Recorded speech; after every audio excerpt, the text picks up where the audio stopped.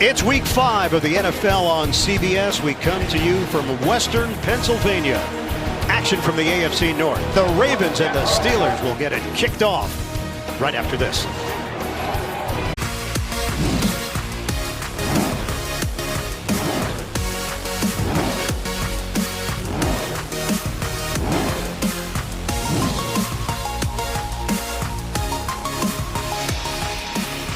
Heinz Field here in Pittsburgh. The Ravens and the Steelers. Temperature currently 69 degrees.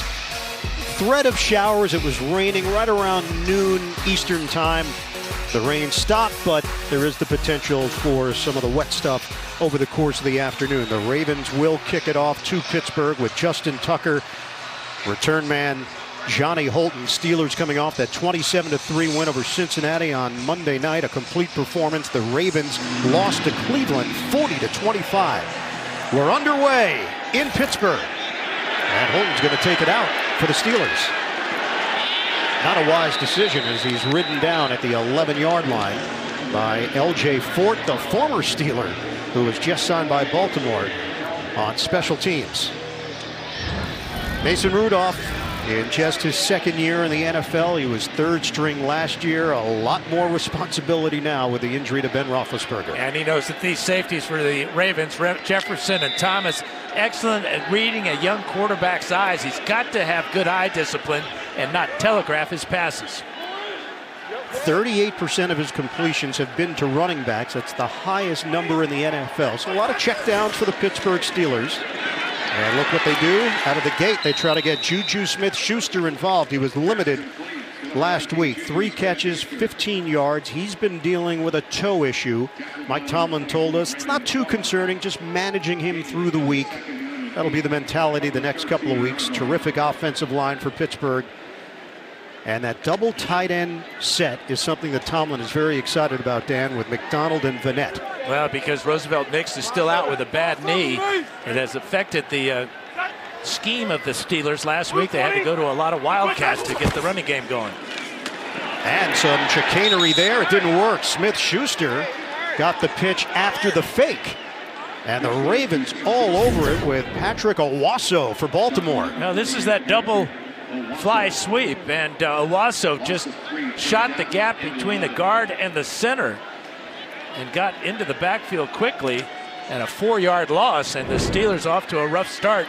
Bad kickoff decision, and now negative play on second down. Issue last week for Baltimore, poor tackling against Cleveland. A lot of big plays for the opponents, Kansas City and Cleveland, the last 2 weeks. Baltimore wanted a flag thrown. And they got it. So we will hear from Walt Anderson, the veteran. Ramon Foster on that left side move. False start, number 53, offense. 5-yard penalty, correction, half the distance to the goal.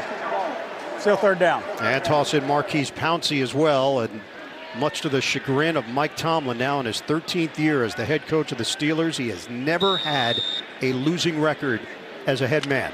Yeah, big test here for young quarterback Rudolph. Third and long, backed up, his feet in the end zone.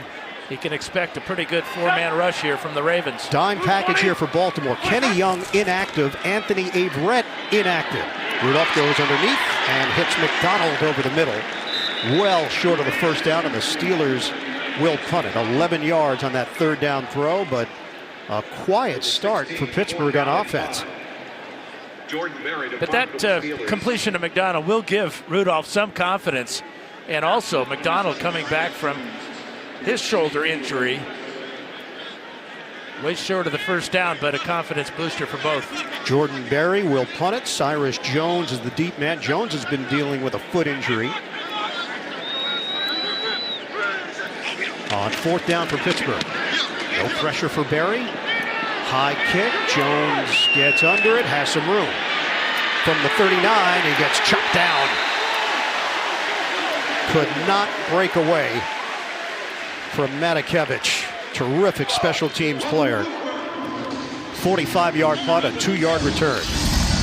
Lamar Jackson excited for this and excited to be a part of the legacy of Ravens Steelers. He knows how much this means to the franchise and to the city of Baltimore. Told us yesterday it's important for the Ravens to just quote, or is it quote, play our game. Don't get distracted by this environment. In fact, he and some of his teammates told us they enjoy and look forward to hearing the song Renegade, a song meant to fire up the Steelers and their fans. It's Quoth. You were right. First down for Baltimore. Jackson from the gun. Hangs in there initially, now runs. Jackson, the zigzag move, and he just makes it look so easy. The quick feet, Terrell Edmonds over there out on the perimeter. He turns it into a 7-yard gain for Baltimore. So the question, would Matt Skura go? Skura dealing with a knee issue. He is in there. Bradley Bozeman probably would have shifted over to center, so we'll keep an eye on that throughout. Backs and receivers trying to get Marquise Brown back involved. He had that phenomenal start to his NFL career. Running play, Ingram. He is built for Ravens Steelers. Mark Ingram, hard, violent runner, 14-yard gain for Baltimore. Good block by Bozeman up front. Defensively for Pittsburgh, they felt like they had the bounce-back performance last week. In fact, the defense has not been a problem for the Steelers. They're getting to the quarterback. They're turning teams over. Bud Dupree had a big game last week. And the addition of Minkah Fitzpatrick, they believe they can be dynamic on this side of the ball. But Baltimore already off to a hot start. It's Ingram. He runs into a crowd, and there's not a whole lot there. No gain on the play for Mark Ingram. One of the big important aspects of defending Lamar Jackson is on their pass rush. TJ Watt and Bud Dupree coming around the corner usually are firing after the quarterback, but they've got to be more disciplined today because of what we've already seen out of Jackson, the ability to scramble and pick up important yardage for his offense. We asked Coach Harbaugh about the rivalry. He said, look, when I first started, there were guys on the Steelers that didn't consider it a rivalry, so we had to work hard to make it one in their mind. 2nd and 10. Jackson avoids it. Jackson trying to get to the outside and could not get around his own man, Ingram, who was trying to help out, but it was Jackson who chose to go towards the sideline. So he picks up just 2 yards with a whole lot of work. Well, it could have been a sack here by Stephon Tuitt, but Jackson at 6'2", 212, strong, a lot of power in his legs. Watch him evade the tackle right here. That would have been a big sack for the Steelers. Would have pushed the Ravens out of field goal range. Jackson is closing in on 1,000 career rushing yards. 3rd and 8. From the gun. They handle the rush. He slings it for a first down. You want to talk about a security blanket. It is Mark Andrews. The chemistry between those two has been evident, and Jackson told us he felt it instantly when he started working with the tight end last season. Real quick delivery, just right off the shoulder there. 24 catches now for Andrews. He knows exactly what he needs for the first down. He turns around at the line to gain, picks up 10 yards and a first down. Jackson said Andrews just flat out knows how to get open no matter who is defending him. So a new set of downs for Baltimore, now at the 25 of Pittsburgh. So both teams will point in the other direction. Neutral zone infraction, number 90. Defense, 5-yard penalty, still first down. And it's TJ Watt who was looking to grab an advantage. I'm not sure he ever entered the neutral zone on that. It looked like he stopped just before he got into the neutral zone. I think he agrees with you, Dan. And take a look. Yeah, the neutral zone is right there on the 25-yard line, and he never crossed into it. Well, now the neutral zone's the 20-yard line. And a 1st and 5 for Baltimore. They'll go out of the pistol with Gus Edwards now in. Jackson the keeper. Jackson on a cut to the outside. Nice move by Jackson. Steven Nelson ranging over there for Pittsburgh, but Baltimore is moving the ball now with ease on this Steelers defense. And Jackson's right at his average for rushing. 3 carries for 18 yards, came into the game averaging 6.6 yards a carry. On pace to rush for 952 yards this season. And on pace to throw for 4,400 yards. On first down, Gus Edwards gets the call. And TJ Watt is there to greet him, a 2-yard pickup for the Gus bus. Check out how quick Watt is right here. He's going to just fire into the backfield. Nick Boyle goes for the inside defender. Nobody takes number 90. Solid tackle. Line of scrimmage is now the 10. Ravens looking to strike first. Ingram returns to the backfield. Ingram sticks the helmet down, gets hit hard as he tried to drive forward. 2-yard pickup. Cameron Hayward and Devin Bush Jr., the talented rookie from Michigan. Mike Tomlin was raving about him when he met with our group and what he brings to this team.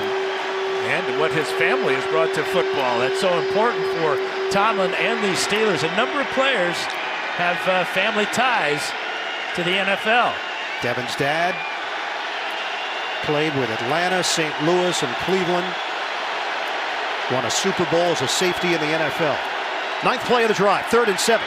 Jackson, end zone, broken up. Tried to squeeze it into Brown, and Cameron Sutton makes the play for Pittsburgh.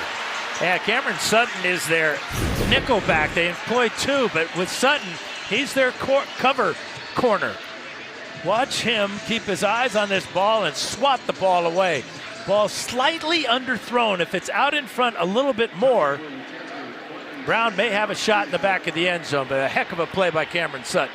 So Dan, 9 plays. They ran the ball 7 times. This is a short field goal for Justin Tucker, who is 6 of 6 on field goals this season. And now 7 of 7. Ravens strike first with 3 on the board. Long drive for Baltimore. They have to settle for 3, but they've got the lead in Pittsburgh here in the first. 10 plays, 50 yards for Baltimore. The 27-yard field goal for Justin Tucker. All set up initially by the poor kick return from Pittsburgh. And they've made a change there. It was Johnny Holton. Now it's Ryan Switzer who will get his opportunity, with Tucker kicking it off for Baltimore. Second of 3 straight AFC North games for the Ravens. They'll be home for Cincinnati next week. Ravens hadn't given up 40 points or more since December of 2013 when New England did it to them. But last week, Cleveland put up 40. Once again, returnable. Switzer makes a cut. Can he get to the outside? No, he'll cut it inside. But a flag down as he crossed the 25-yard line. So a 24-yard return. We'll see if that's negated, as Gus Edwards was there on special teams for Baltimore. Holding during the return, number 92, receiving team. 10-yard penalty from the spot of the foul. First down. Daney is called for the hold. Well, this bitter rivalry, Baltimore and Pittsburgh, there's just so much intertwined history between the two head coaches, between the former quarterback of the Ravens, Joe Flacco, Ben Roethlisberger, the elbow injury. So many great names, Hall of Fame players that have participated in this rivalry through the years. You know, right now, you've got 2 teams that are trying to figure this out this year, where they stand, where they fit in to the AFC North. And we got our first taste of the Wildcat here. Extra offensive lineman at Zach Banner. Saw a lot of this last week with Jalen Samuels. Fake it. Samuels will toss it, and it's intercepted. Picked off by Josh Bynes, who was just signed by the Ravens in his second stint with Baltimore. James Washington, the intended receiver. This worked last week against Cincinnati. It does not work on its first try today. Now the pressure by Judon right here in the face of Samuel. Throws it before Washington's ready for it, and Bynes, number 57, reads it perfectly. He sees Washington coming from the other side of the formation, and it's right there for the overthrow. Dan, they had 7 Wildcat snaps last week, 46 yards and a touchdown in those snaps. They try it today, and they pay the price. Just a disastrous start for Pittsburgh. Bad decision on the opening kickoff, then holding on the second kickoff that sets them back, and then first play pick for the Ravens. And deep in Pittsburgh territory at the 15-yard line. Motion man is Brown. Jackson goes to work for Baltimore. From the gun, Jackson throws. It's complete. Hurdling short of the goal line. Mark Andrews with a flag down at the 21-yard line. So 13-yard connection. Illegal hands to the face, number 68, offense. 10-yard penalty, still first down. And it's the center, Skura. Self-inflicted wound. Yeah, Skura with the right hand to the face of Javon Hargrave. Hargrave with a good get off here, tries to sweep Skura to the side, and then the hand goes right with the face mask. First penalty against Baltimore. Negated a big play inside the 5. So back it up to the 25 now for Baltimore. First and 20. Ingram sets up as a receiver. Jackson in trouble, seemingly, but he gets out of it. Flag is down as he's brought down just shy of the 15-yard line. Will the 10-yard run come back is the question. Holding, number 26, defense. Nope. Be a 5-yard penalty from the end of the run, automatic first down. It is Mark Barron. And this has been a rough start for the Steelers. Well, Barron working against Mark Andrews from his middle linebacker spot. A little bit of a hold there. Mike Tomlin sung his praises in our sit-down, said that Barron's been awesome in today's NFL. You need to have guys like him, linebackers comfortable covering tight ends. Haven't really had that since Ryan Shazier. The division requires it. First down, Jackson turns the corner and angles out of bounds. And angles is really the key word when you're defending Lamar Jackson. He's got great ability in the backfield to really be deceptive with the ball fake. You got to just change your angles when you're defending him because he is maybe the fastest guy on the field. Easily gets around the corner and safely out of bounds. Baltimore has taken over after the interception, not by the Steelers quarterback, but the running back. 2nd and 3. Fake. Jackson out of the pocket. Jackson, stiff arm. And he'll throw it away. Wow. Flag is down late as Stephon Tuitt came over.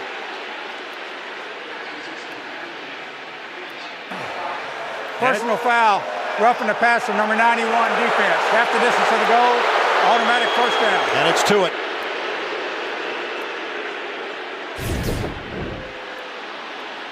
Now Jackson wasn't quite totally out of bounds. What a tremendous stiff arm, though, on Watt. That's a good call. You're going to get that call every time. 5 penalties in just 9 minutes against the Steelers. And Lamar helping out a camera person on the sideline. 1st and goal for Baltimore.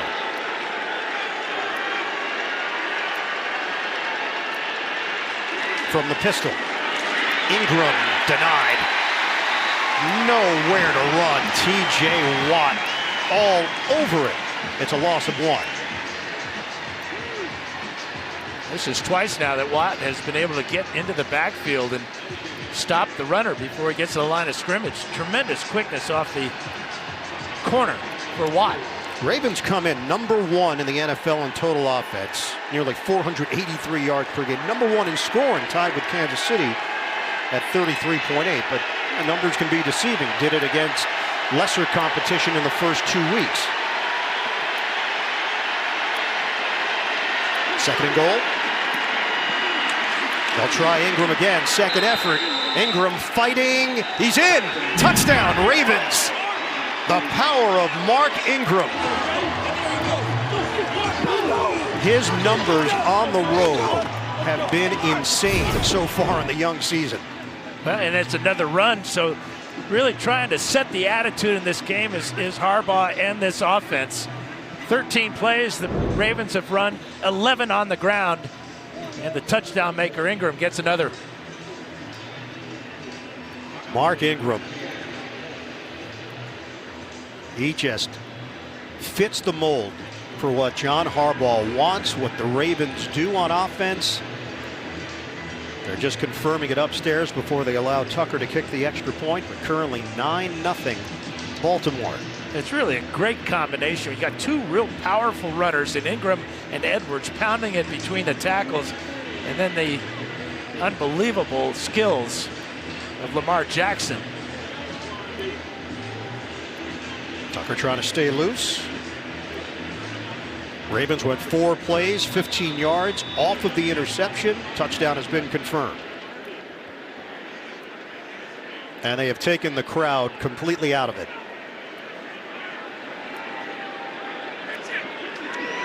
Cox snaps it. The hold by Cook, and Tucker curls it through. So the interception out of the Wildcat formation by Samuels. Picked off by Bynes. Ravens cap it off with an Ingram touchdown run and a 10-0 lead in the first. The NFL on CBS is sponsored by Sprint. Switch today. Farmers Insurance. Find an agent at farmers.com. And by Honda. Great deals are waiting at your Honda dealer.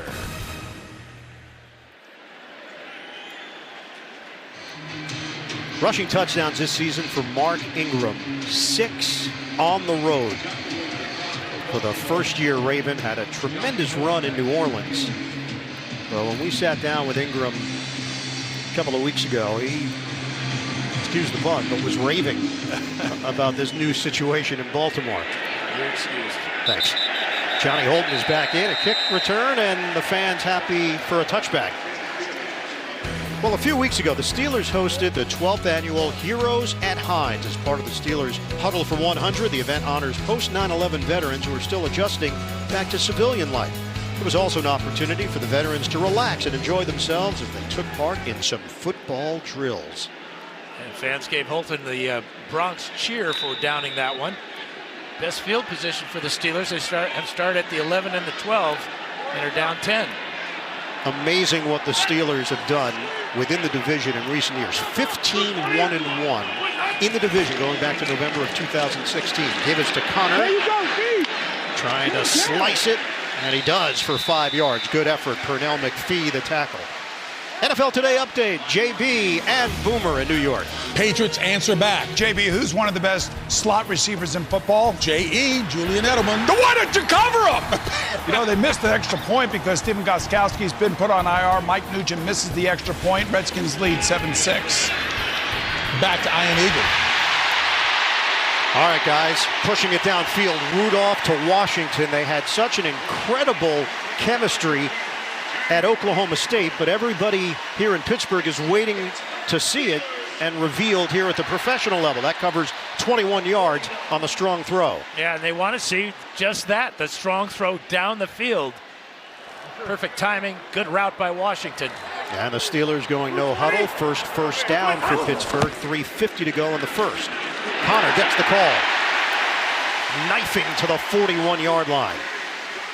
So good mix right now for Pittsburgh with Randy Fiechner calling the plays. It's an 8-yard gain. Watch the vision here to cut back and find the open hole. Good double team there by Pouncey and Foster. Foster comes off perfectly. Great timing in that offensive line. Great vision by Connor. Connor had 125 yards from scrimmage last week. And another strong run for Pittsburgh. This one covers 6 yards and a first down for James Conner. Pro Bowler last year. Ben Roethlisberger, this is just an unusual position for him to be in. He's been so durable throughout his career, out for the season with that right elbow surgery. He's trying to help any way that he can for Pittsburgh and being a mentor and a sounding board for Mason Rudolph. Set. Blue 20. Blue 20 set. Rudolph, fake the handoff, steps up in the pocket, delivers downfield, it's complete. Juju Smith-Schuster stays upright for the touchdown. The Steelers answer. Well, this is what we talked about earlier today. The matchup between Schuster and Humphrey. Humphrey bumps into Brandon Carr, but look at the strength of Schuster. First of all, to fight off the chop from Humphrey, keep his balance, and get into the end zone. What a response by the Steelers offense. Juju Smith-Schuster, Pro Bowler last year, physical, great size, and his yards after the catch sets him apart. Extra point, Boswell. And just like that, gets a 3-point game. Mason Rudolph looking sharp on that possession. Rudolph is now 5 of 5 for 65 yards and the touchdown to Juju Smith-Schuster. Jumping into the crowd here at Heinz. This is the 5th youngest offense in the NFL. Mason Rudolph is 24 years old. Juju Smith-Schuster is 22 years old. And that 35-yard connection just got Pittsburgh on the board. And they're also going up against the second oldest defense in the NFL, second only to New England. Kickoff, Justice Hill is not going to take it out of the end zone. Ravens will have it at the 25. Now James Conner has 3 carries for 19 yards, but more importantly on this play, he's going to pick up the blitzing safety, Tony Jefferson, and that allows Rudolph just enough time to step up into the pocket, and against the man-to-man, little collision in the backfield there, it really cost the Ravens. But how about going for the chop to knock the ball out, but not so for this Long Beach Poly jackrabbit, Juju Smith-Schuster. So this is going to be one of those battles we keep an eye on all day between those two, Smith-Schuster and Humphrey. Baltimore in front 10-7. Jackson hits Ingram, who veers towards the sideline to pick up 5 through the air. Terrell Edmonds there to make sure that Ingram couldn't take it upfield. It's 2nd and 5. And part of Jackson's development as a passer is he's seeing the whole field better, starting to understand defense, make better decisions. But the big thing is when to stay a passer and not turn into a runner. Well, Mark Andrews told us he just throws a beautiful ball. He's got a special arm. Ingram got tripped. And he's going to come up just short of the first down. 4-yard gain, 3rd and 1 here for Baltimore, as Stephon Tuitt will get credit for the tackle. And the Ravens have been excellent converting 3rd downs at a 48% clip. And they're pretty good on 4th down too, where they've hit 6 out of 9. Well, we asked Coach Harbaugh about going for it on 4th down. He said, look, 4th and 1s, that's in our DNA. That's our default mode. We'll talk about it on 4th and 2s and 4th and 3s. This is a 3rd and 1. Gus Edwards has the first down. Needed to get to the 35. They'll mark him just across it. Tuitt sliding in for Pittsburgh, and Edwards picks up the yard that they needed. Yeah, he does the heavy lifting here. 6'1", 238 pounds. Watch him go low, get underneath the tacklers there, and get across the 35 for the first down. Analytics, a big part of what they do. Coach Harbaugh said, hey, look, we've had someone in the box the last 8 years to go through the numbers and the percentages. This year it's a new person in that role, but they're constantly talking through those decisions over the course of the game. A balancing act between analytics and gut feelings, no doubt. intuition. Under a minute to go now in the first. Fake it off the hands of Marquise Brown. A little too hot to handle on that pass from Lamar Jackson. Flag is down at the 37-yard line. 52 seconds left in the opening quarter. Walt Anderson's crew has called the 4th most penalties of the 17 crews this season. Ineligible downfield, number 78 offense prior to the pass. That penalty has declined. 2nd down. Orlando Brown Jr. Well, this is one of those run-pass options. Brown is thinking that it's going to be a run, so that's his assignment. But Jackson pulls it out and decides to throw the slant route. And Brown is 5 yards down the field, expecting the run. 2nd and 10 now for Baltimore. Justice Hill will shift out of the backfield, set up in the slot. Jackson from the gun. Underneath, it's caught by Brown. He tried to find an angle to the outside. Probably lost a yard on that cut, but still picked up 8. Devin Bush among those over there for Pittsburgh. So now it's 3rd down, and that's where Jackson has been fantastic. 74% completion rate on 3rd down, second only to Russell Wilson, who's having an MVP start to the season. 3rd and 2. Quick snap. Gus Edwards has got a crease and a 1st down out to midfield. That's how they can hit you. You've got to respect Jackson's ability, and then they can gouge you inside in between the tackles. And that's what the Steelers were talking about. We've got to stop the power run inside and worry about the quarterback later. They're not doing either right now. End of 1. The Ravens and Steelers. This intense rivalry continues out of the AFC North. Week 5 action, the NFL on CBS from Pittsburgh. The NFL on CBS is sponsored by Geico. 15 minutes could save you 15% or more on car insurance. And by Modelo, a taste that's pure gold, brewed for those with a fighting spirit.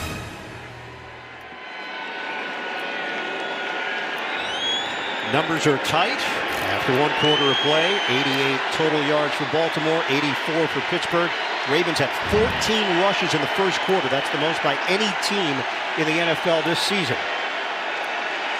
1st down to start the 2nd quarter. Mark Ingram, the carry into Pittsburgh territory for 3.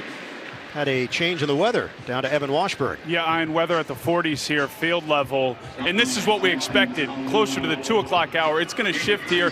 And it's not just the rain, it's the wind, gusting between 10 and 15 miles per hour. Both these teams will tell you they're built to play in this weather, but more so defensively for Baltimore, the big plays they've been giving up. Footing can become a concern as they're trying to limit those big plays in the passing game. Yeah, Evan here at Heinz Field, 19th year, the home of the Steelers, opened back in 2001. 2nd and 7, deep drop. Jackson hits his man in stride. Hayden Hurst spilled out with a big hit out on the outside by Joe Hayden. 11 yards on the catch and run, and a 1st down for Baltimore. Yeah, dangerous after the catch and run. And the collision, Hayden takes him low, and Barron comes over to finish him off midair. And Watt in there as well. Hayden Hurst, former baseball player who walked down at South Carolina and eventually became a 1st-round pick in football. 1st down at the 36-yard line. Nothing there. Ingram stonewalled Devin Bush Jr. That's a loss of 1 on the play. Hayden collaborating with Bush. Trying to go wide for the first time with Ingram. There are just too many tacklers out there. And Ingram rarely, when he hits the ground, he's normally going forward. This time laterally, thanks to the hit by Hayden and Bush. Defensive coordinator Keith Butler now in his 5th year in the position, 17th year with the organization. 2nd and 11 now for Baltimore. Shotgun for Jackson. Jackson steps, fires underneath, and Modest on the toss to Hurst. 2-yard pickup. JB Boomer Esiason standing by in New York. NFL Today update. A multi-talented back. You know, this looks like Dan Fouts to Lionel James. It's Kyle Allen to Christian McCaffrey. Panthers take a 14-7 lead. That's the 2nd touchdown for McCaffrey today. The first one was on the ground. This came off of a fumble from Gardner Minshew. As I said, Panthers lead 14-7. Back to Ian Eagle. The little locomotive, Christian McCaffrey. Yeah, Lionel Little Train James. 5'5" and awesome. Dime package here for Pittsburgh. This is a 3rd and 9 for Baltimore, trying to keep the drive alive. Jackson guns it. It's complete. Another hurdle.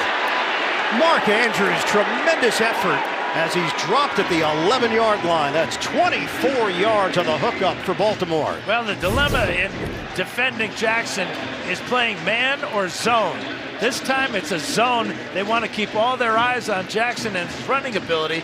Talk about running ability. The high hurdler here, Mark Andrews, goes right over the top and all the way down to the 11 after 24 yards. It was Minkah Fitzpatrick who tried to make the play down low.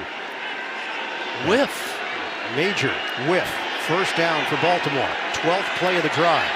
Motion man Boyle shifts to the outside. Jackson looking.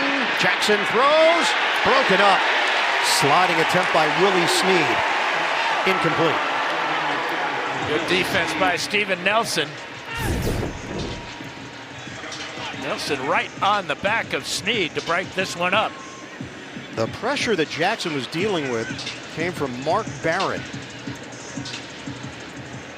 And Barron's going to have a busy day today, covering the tight ends, being a spy at times on Jackson, as he was on that play. Using up a lot of clock here. Baltimore, 2nd and 10. Trying to add to this 3-point lead. Jackson hooks a pass. Handled. Touchdown! Marquise Brown going upstairs for the score. Big time throw from Lamar Jackson. That's his first touchdown catch since week 1 against Miami. Watch how high he goes to get this one. He's only 5'9", and with pressure from behind by Hayden, tremendous effort there to hang on after the big hit. Another long time consuming drive of 75 yards. They accomplished it in 13 plays and paid off by the cousin of Antonio Brown. And he was asked about that. Did you root for the Steelers because your cousin was on the team? He said, no, I just rooted for Antonio. It must be a family trait. Yep. Terrific grab by Brown, who's known as a speedster. So for him to get in there in the mix. Heck of a catch, yep. Justin Tucker on for the point after.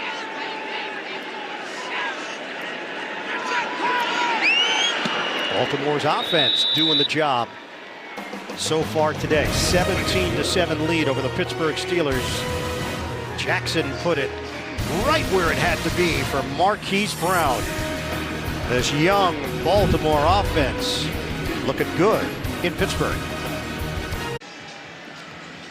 It's a 13-play scoring drive for Baltimore. Just to put that into perspective, the Steelers have 9 plays total in the game. Jackson is 11th touchdown pass of the season. He's on pace for 40 touchdowns this year. And the kickoff from Tucker. Now it's Switzer back there. They're rotating the return man, and this will come out to the 25-yard line for Pittsburgh. It's up to Mason Rudolph now to keep pace with this Baltimore offense. Last drive, they did exactly that. They went 75 yards in just 5 plays. 3 of them passes. One to McDonald down the field, then he finds Washington on the crossing route, and then the final one, the touchdown to Juju Smith-Schuster. But the time of possession, 9-minute advantage now for Baltimore. Rudolph has at least 2 touchdown passes in each of his first 3 games as a pro. And a first down for Pittsburgh at the Steeler 25, now trailing 17-7. Immediate flag. False start, number 13, offense, 5-yard penalty, still first down. That's James Washington. That's 6 penalties in the first half against the Steelers. That's unacceptable. They split the season series last year. Each team won at home. I told you earlier how the Steelers have dominated this division.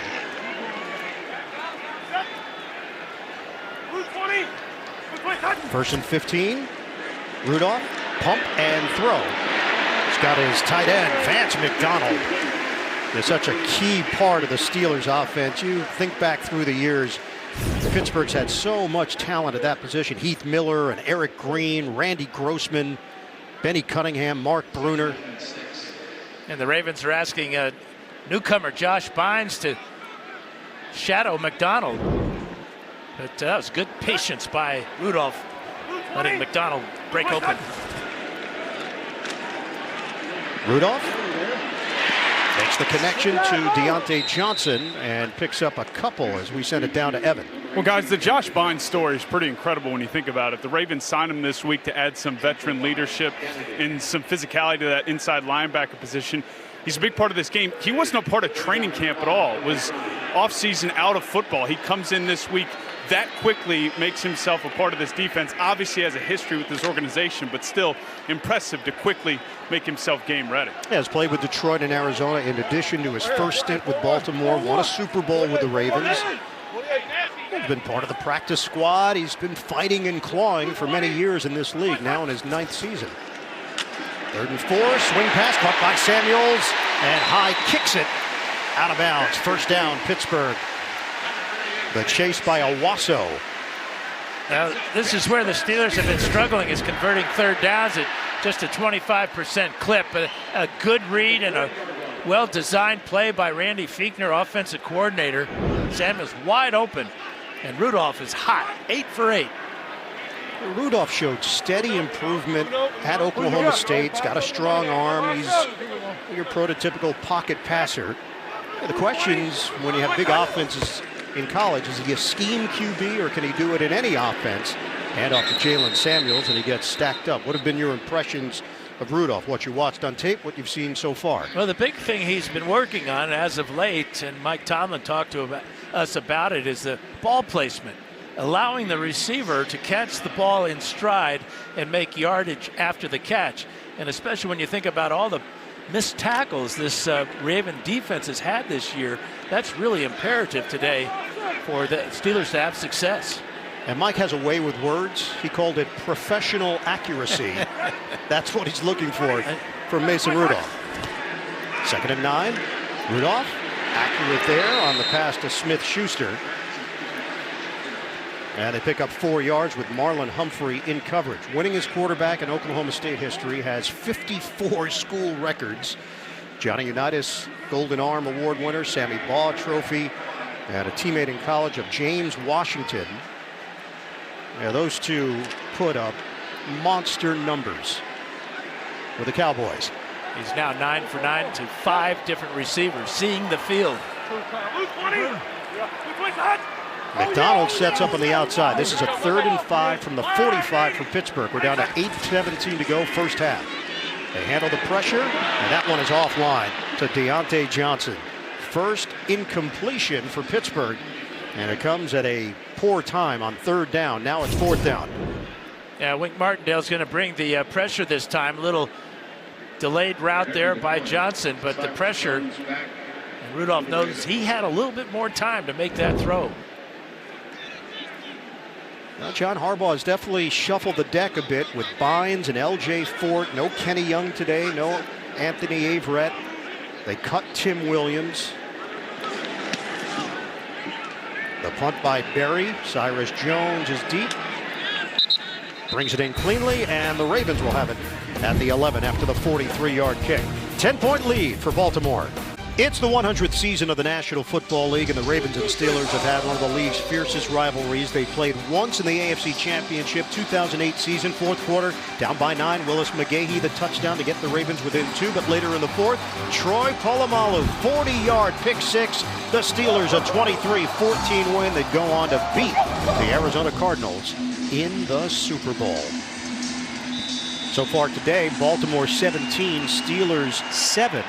And the Ravens take over with a 1st and 10 at their own 12-yard line. Jackson is 7 of 10 for 70 yards and a touchdown. He also has 34 yards rushing.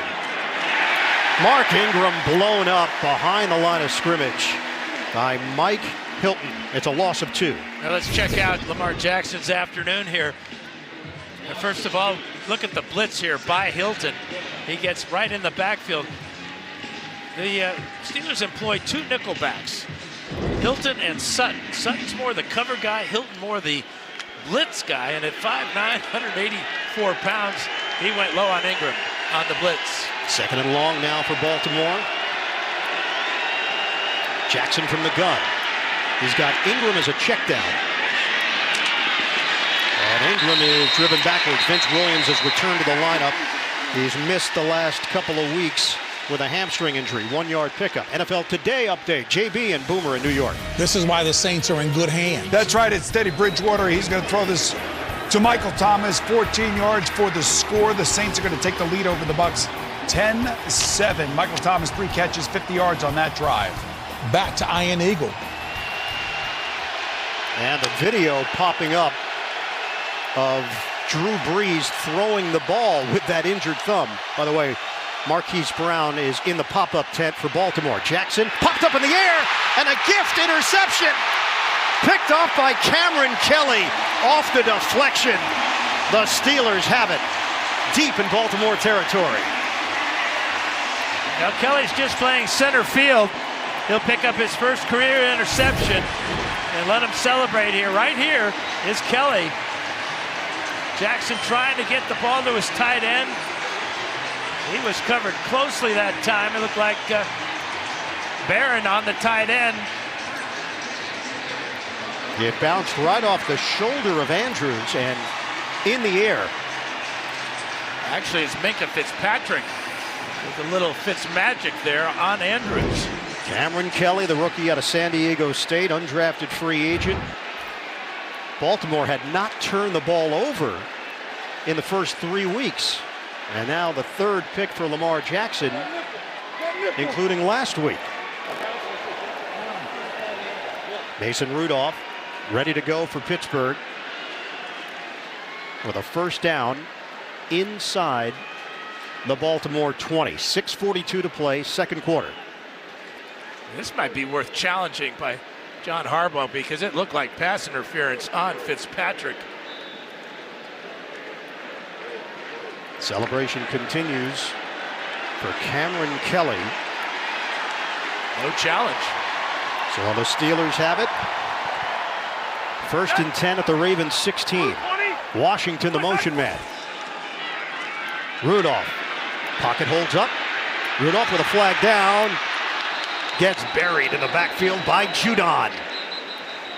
Penalty marker at the 15 on the far side of the field. A loss of 6. Steelers are pointing in Baltimore's direction. Offside, number 90, defense. 5-yard penalty, still first down. And it is the veteran Pernell McPhee.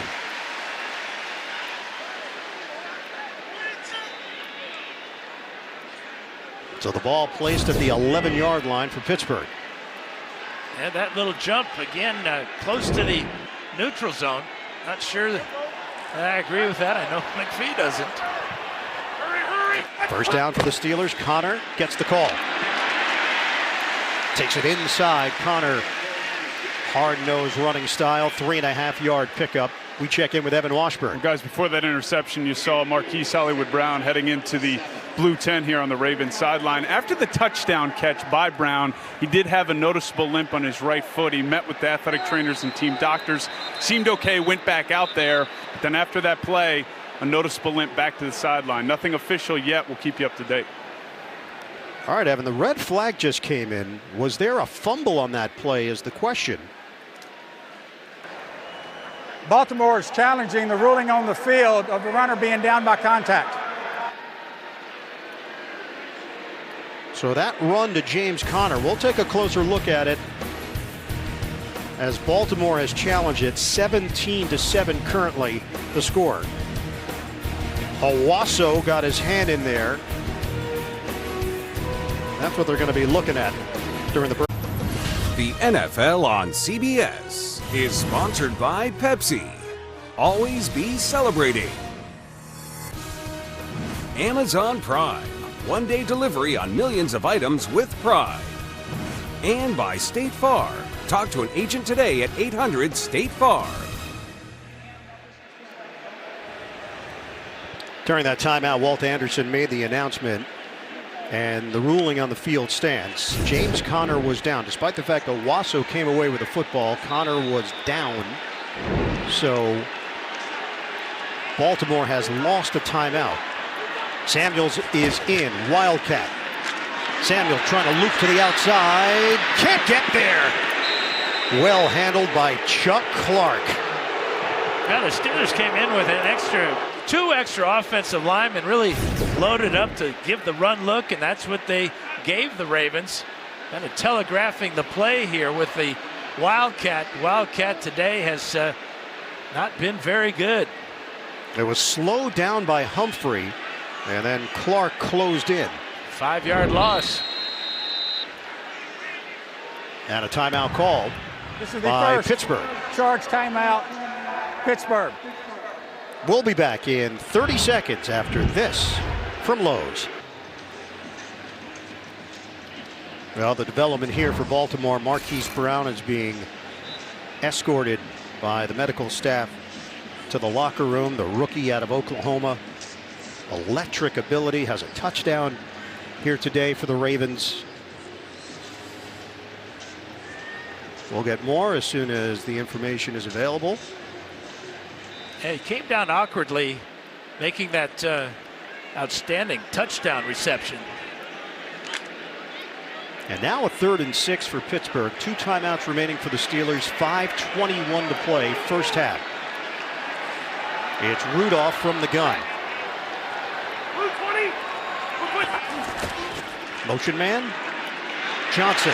Rudolph is sacked. And a big loss on the play as Pernell McPhee gets to the quarterback. He told us this is going to be a battle. You've got to win your one-on-one matchups. I'd say he won that one. A loss of 11. Came into our meeting saying it's going to be a war. I've got my camouflage shoes on. And now he's got a sack on the young quarterback. Now, he was among those Ravens players that said, look, first we stop the run, then we rattle the young quarterback. That's the game plan.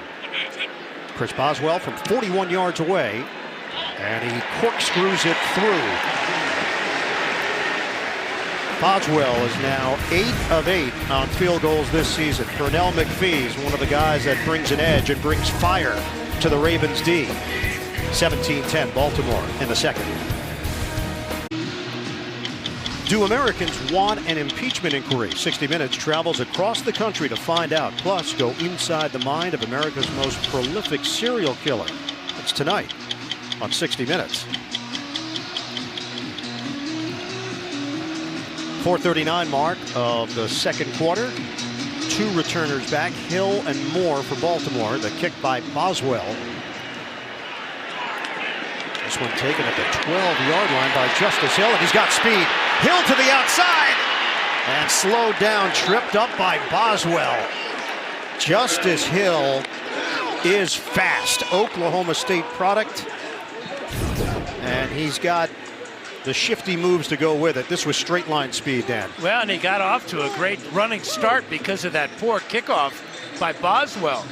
Caught it at about the 12-yard line with a full head of steam.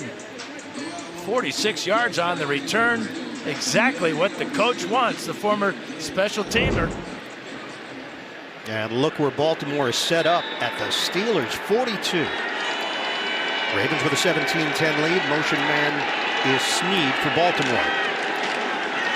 It's a running play to Ingram. Wrestled down, 3-yard pickup and forward progress, hit by Bud Dupree, down to Evan. Well, guys, it's officially a right ankle injury for Marquise Brown. He's questionable to return. This is where he appeared to aggravate the right ankle injury.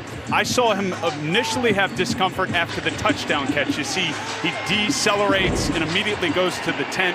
They tried to tape it. He tried to do some jogging on the sideline, but just wasn't feeling right. Headed into the locker room. We'll see what the third quarter has in store for Brown. Yeah, that's a major weapon out of the arsenal right now for Baltimore. 2nd and 7. Jackson in the pocket, turns into the pressure, and it's TJ Watt who is trying to rip the ball away.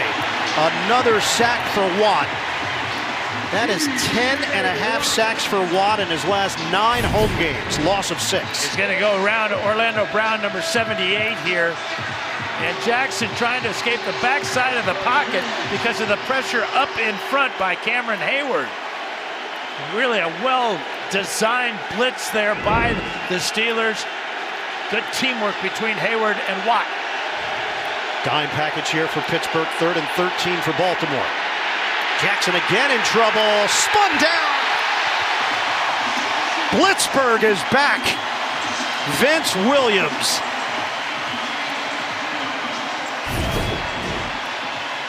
Well, Vince Williams going to pick up his first sack of the season in the pink shoes. Watch him fight through the block there. Bradley Bozeman. He's the run stuffer. You don't expect Williams to pick up a whole lot of sacks. In his 7-year career, that's 16 for Williams, and that's a huge back-to-back sacks for the Steeler defense. Williams got a little love from Ben Roethlisberger on the sideline. There's Ryan Shazier. And Vince has learned a lot from Shazier of understanding what offenses are trying to do based on their alignments. Shazier is a fountain of information, as Bud Dupree told us. Yeah, he's been involved in all the meetings, goes to the practice, he's on the sidelines. His football IQ is unmatched and so valuable to these young linebackers of the Steelers. So fourth down punt is coming from Sam Cook. Return man is Ryan Switzer. Pittsburgh has one timeout remaining.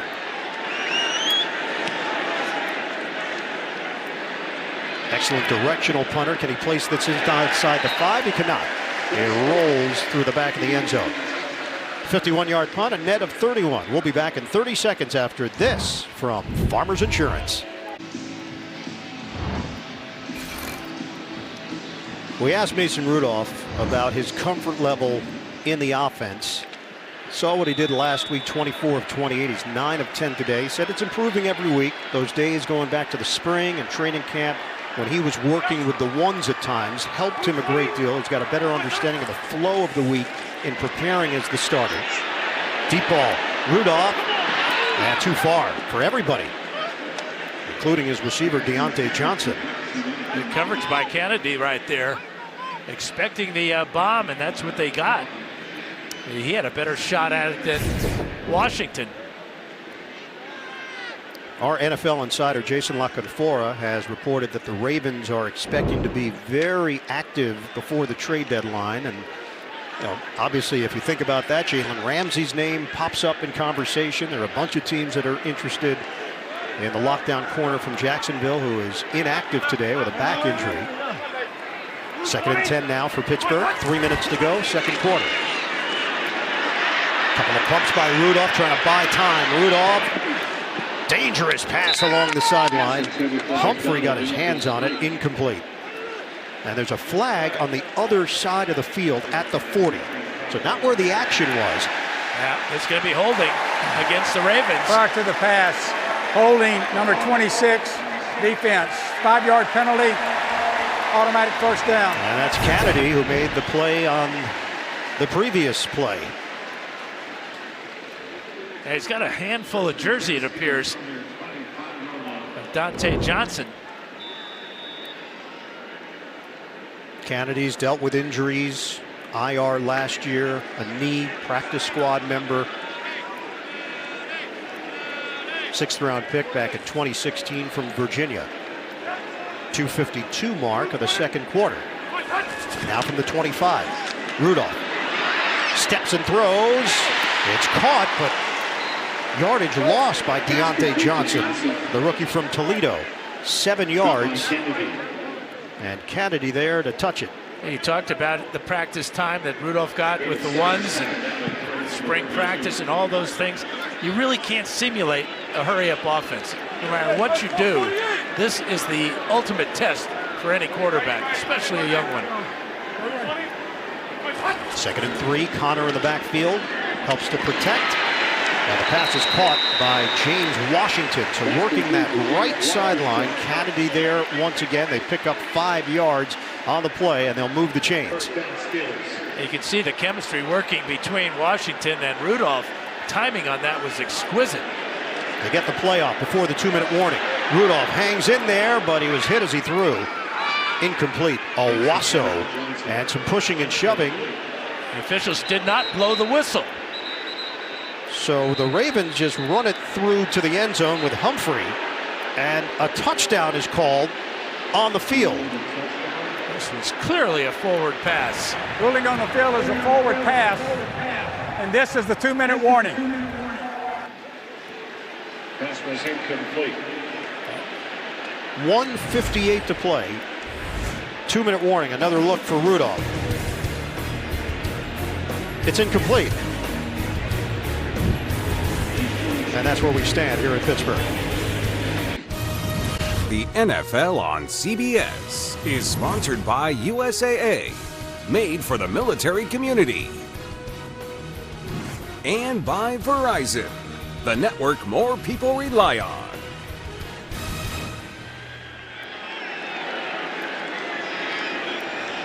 Play was ruled incomplete. We've seen a bunch of plays extend in the NFL this season. Officials not blowing the whistle because they don't want to make a mistake to blow a play dead, just in case. 2nd and 10. Rudolph popped up in the air, nearly intercepted. Nick Vannett got his hands on it for Pittsburgh, and then it was up for grabs for Earl Thomas. Well, this is what we talked about earlier about ball placement. If he gets this out in front, Vannett makes the catch, but it's onto back shoulder and knocked up into the air, almost picked off by Thomas. But that's what Mike Tomlin was talking about when he talked about the professional accuracy. Was that the term? That was it. Yeah. Nick Vannett came over in a deal with Seattle, and he was thrown into the fire last week. Did very well for Pittsburgh with the injury to Vance McDonald. They're trying to rattle Rudolph with blitzes. 3rd and 10. Rudolph tall in the pocket. Long ball. Rudolph too far. He airmailed it over the head of speedster Johnny Holton.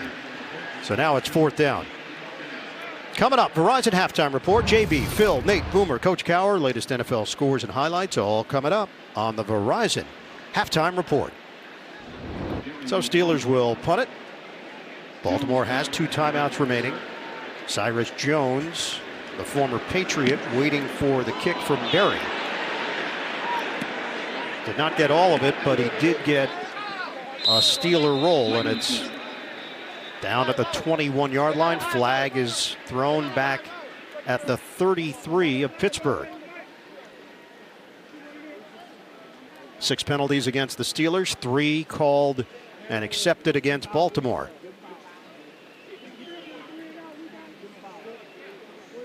.136 mark of the 2nd quarter. Bunch of new participants in this heated rivalry. So you get Ingram with a touchdown. During the kick, holding receiving team. Be 10-yard penalty from the end of the kick. 1st down. Marquise Brown, a new name in the rivalry, also a touchdown. Yeah, Lamar Jackson has 5 carries for 34 yards. He makes Stephon Tuitt miss there and then gets out of bounds. But watch how the Steelers just vacate the middle of the field on the 3rd down. Jackson with a good read to his tight end, and then the tough throw and catch in the back of the end zone there by Marquise Brown.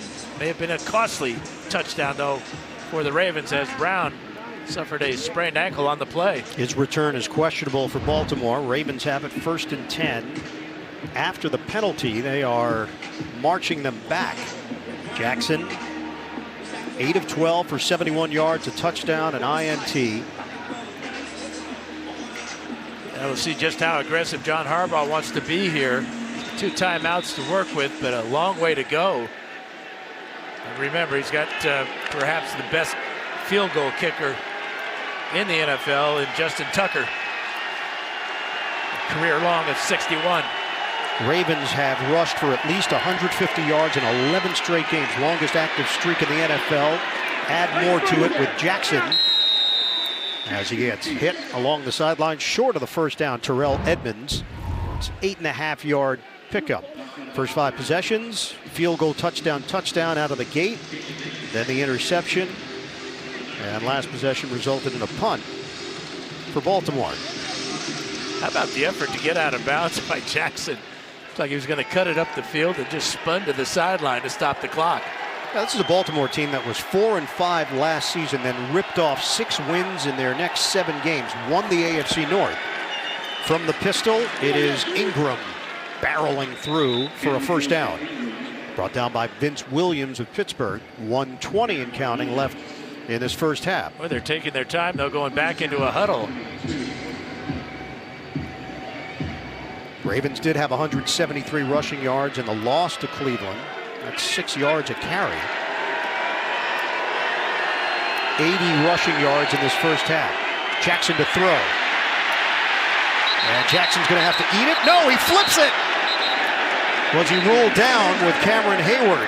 Yeah, Walter Anderson came in and pointed to the ground. I mean, Jackson's progress was stopped, so give Cameron Hayward another sack. Hayward had 2.5 sacks last week. He's up to 48.5 now in his career. 2nd down and long. Jackson, oh, it's intercepted. Jackson laid it right out there for Mike Hilton. And the Steelers take over with 33 seconds left in the first half. Well, they're playing zone. They want to keep their eyes on Jackson. He does not see Hilton coming from the inside to pick up his first pick of the season. Trying to get the ball in behind him to Seth Roberts. So far today, only one Raven wide receiver has caught a pass, and that's Marquise Brown. Trying to squeeze it into Roberts. Hilton steps in front, and Pittsburgh has got possession at the 25-yard line of Baltimore. And one timeout to work with. Mason Rudolph. First down for the Steelers.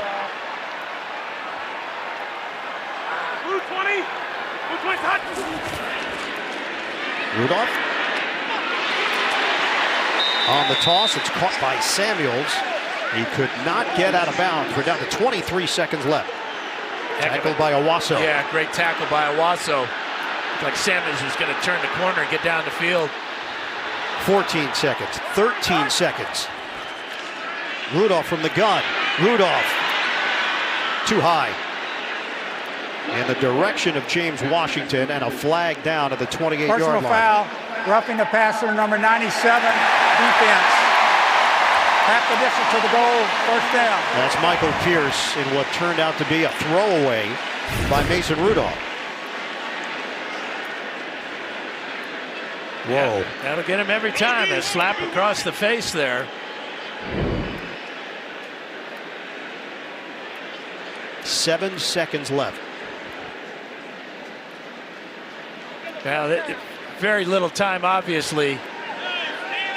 But the fact that you've got one timeout does help, and that's why Mike Tomlin is going to keep his offense on the field here. But you have to be decisive with 7 seconds left. Now my choice would be the big tight end here, Vance McDonald. 7 seconds remaining, first half. Rudolph pump. Rudolph, he'll toss it away. And it leaves 3 seconds on the clock. They'll bring out the field goal unit. Verizon halftime report coming up. JB and the gang back in New York. Scores, highlights, all coming up. Verizon halftime report. Chris Boswell on for a short field goal attempt. Made one from 41 yards away. Yet to miss this season. This is a 29-yard attempt for the 5-year veteran. Jordan Berry will hold it. Cameron Canaday, the snapper. And he knocks it through from 29 yards out to inch a little closer at the break. Baltimore will get the football to start the second half. End of the first half, 17-13. The Ravens in front of the Steelers. Halftime is next after these first half highlights from Verizon and a word from your local station.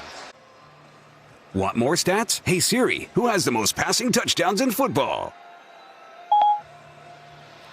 Getting you ready for second half action here at Heinz Field, 17-13. The Ravens leading the Steelers. Welcome back, everybody. Iron Eagle Hall of Famer Dan Fouts, Evan Washburn down on the sidelines.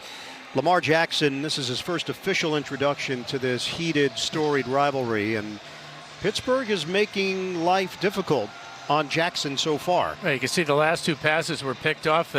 That's nothing new for the Steelers.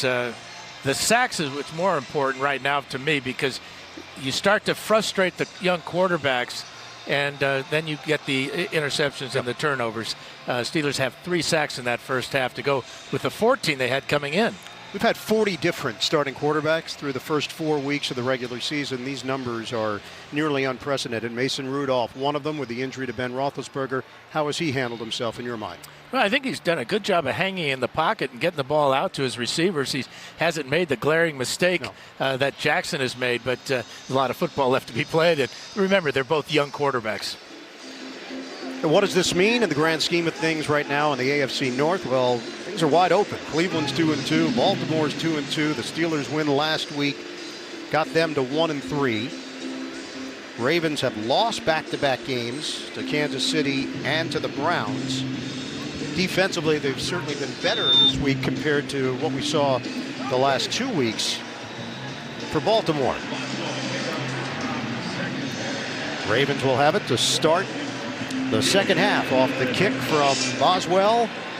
And this one will be a touchback for Baltimore. Let's go down to Evan Washburn. Line, good sign for the Ravens. Marquise Brown just walked out of the tunnel onto the sideline with a helmet. He suffered that right ankle injury at the midpoint of the second quarter. We'll see how effective, if at all, he can be in this second half. Spoke to John Harbaugh. His focus, the sacks and the turnovers. Likes how they're moving the ball, especially with the run game. As for Mike Tomlin, he was really frustrated at the end of the first half, and I asked him why, because obviously they put points on the board. He said, 2 turnovers, we're in the red zone, 6 points. We can't win that way. Another injury update, guys. Mark Barron, left hamstring injury, questionable to return right now. Yeah, we'll keep an eye on that.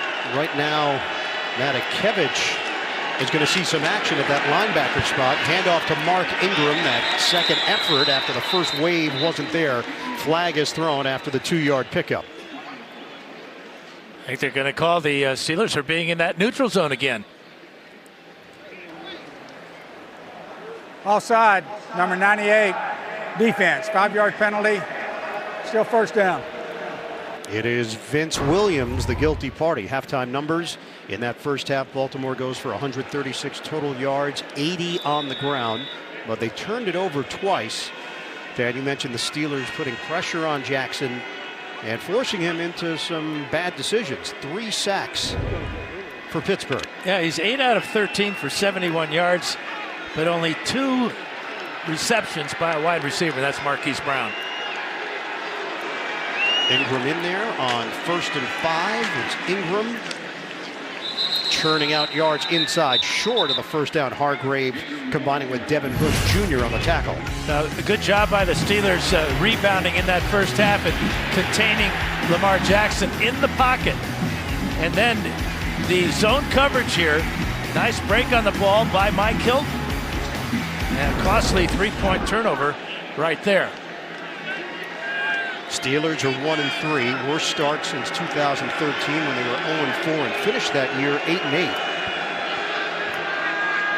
2nd and 1 now for Baltimore. Motion man is Snead. Right up the gut for a first down. Ingram needed 1, got 2. That was a professional run by Mark Ingram, knowing he just needed short yardage to pick up the first down. Full speed ahead, head down, lower than the tacklers, and he picks up an important first down to start this second half for Baltimore. Can't do it any better than that. The rematch in this Steeler-Raven rivalry will be December the 26th in Baltimore. Who knows what will be at stake late in the season when the AFC North. Jackson, beautiful fake by Jackson. And he's down just across the 40-yard line for a 5-yard run.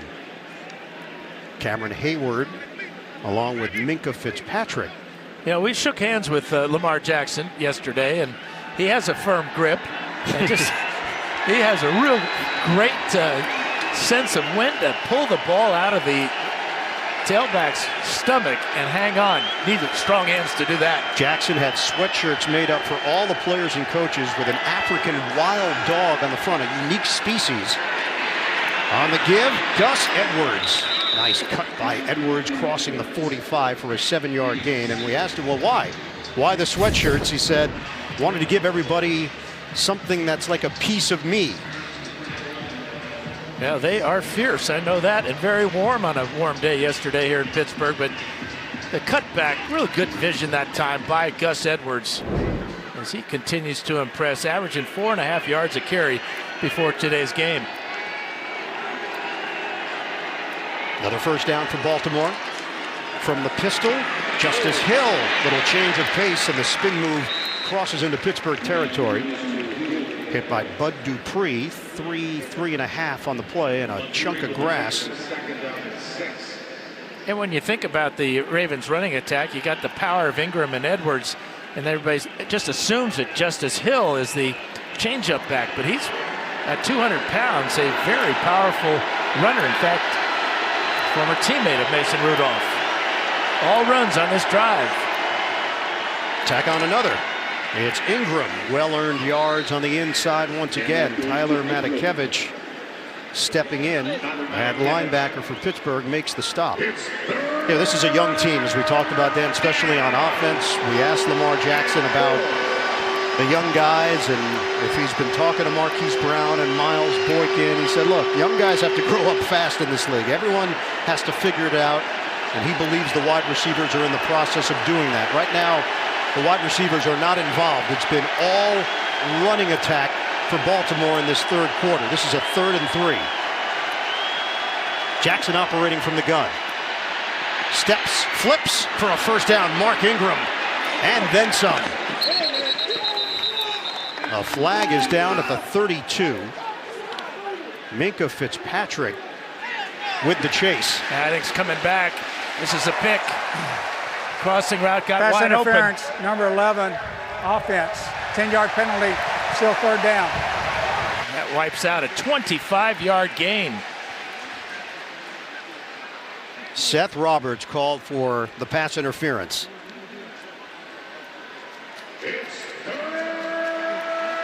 So now back it up into Baltimore territory, just short of the 44-yard line. Here's the pick right here, as he just gets enough of Vince Williams' shoulder. You can see both tight ends were also clearing out the way legally, but not number 11, Seth Roberts. Andrews shifts out of the backfield on 3rd and 13 for Baltimore. Jackson lets it fly. He's got Andrews short of a first down. Terrell Edmonds there defensively, and what Baltimore is going to do here, having a chat along that sideline as we hit the 10-minute mark of the third quarter. They're going to keep the offense on the field and go for it. Mark Ingram into the game for Gus Edwards. Yeah, this is not a 4th and 1. It's not a 4th and 2. It's a 4th and 6. Now you would expect some type of option play for Lamar Jackson. Take advantage of his unique skills as a runner. Nickel package for Pittsburgh.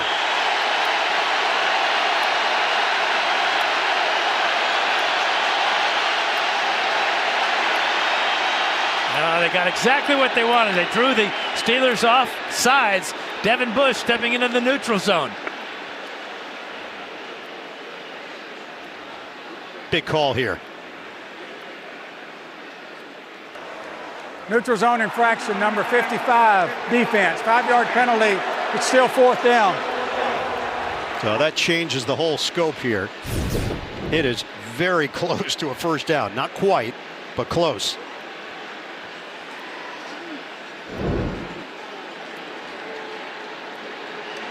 They place the ball just shy of the 44. They need to cross the 44 with the length of the football. Yeah, I like the quarterback sneak here for Jackson. He's coming up under center here. Snead in motion. Jackson. There was a little delay there. I think he fumbled the snap and then grabbed it out of the air and picked up the first down. So Jackson secures it. John Harbaugh cheering on his group. Boy, he didn't get the snap at all. He had to pick it off the ground. Well, you talk about heads up and cool, not panicking. Are you shocked, though, when you meet with him? Don't you sense that with him? He's a gamer. Yeah. He really is a gamer. Tremendous skills that are just developing in his second year. Now, this is the opening drive of the second half. They've already had the ball for 6.5 minutes. Jackson, tight spiral. A battle. Pittsburgh's got it. Devin Bush just took it away. Nick Boyle, the intended receiver. So Bush was the guilty party on the penalty, but then he comes through as a thief. Ball bounced off of Boyle's helmet. The question, did he trap it? All turnovers are reviewed. The ball does hit the ground, but it seems that he has control right there.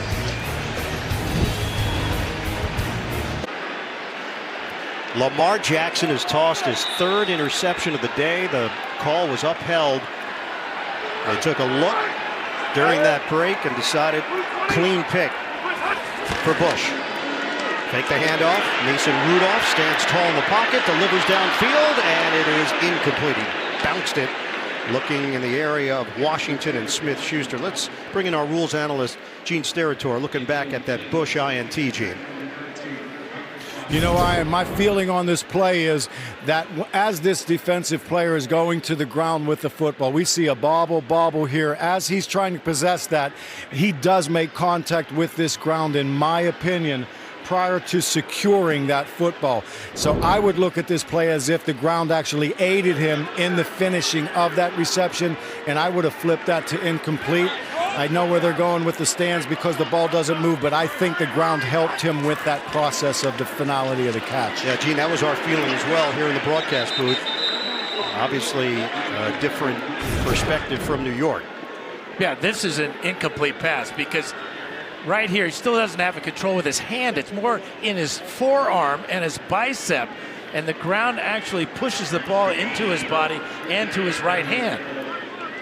So that's a turnover I for agree, Baltimore. Dan. Now, if he would have possessed that football prior to that, I mean, secured it, and now the ball hits the ground, I can see that. But there, I didn't think that was finished before the contact with the ground occurred. All right, thank you, Gene. 3rd and 11 here for the Steelers. Rush coming. Rudolph tries to tuck and run, gets out of the first wave, throws on the move. It's complete as he hits James Washington. Mason Rudolph keeps it alive, but Rudolph is down. Well, he's down and he is out.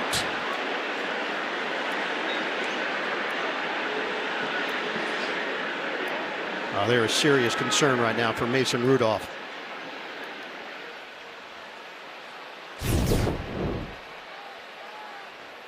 Rudolph avoided the sack and then got crunched and went down in a heap. Got hit from the behind by Carr and appeared in front by, is it Jefferson? Nope, Thomas. Yep.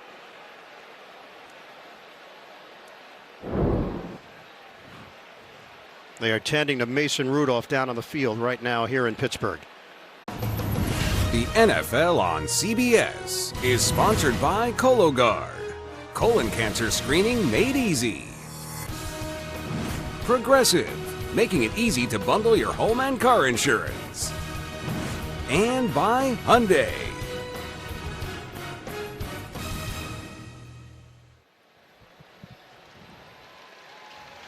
A very scary scene here in Pittsburgh. Mason Rudolph is still on the ground. The card is out. There was a moment where the entire Steeler team had surrounded Rudolph and formed a circle. Mike Tomlin has remained on the field to talk to his guys. Juju Smith-Schuster was very emotional as he walked into the area where Rudolph was.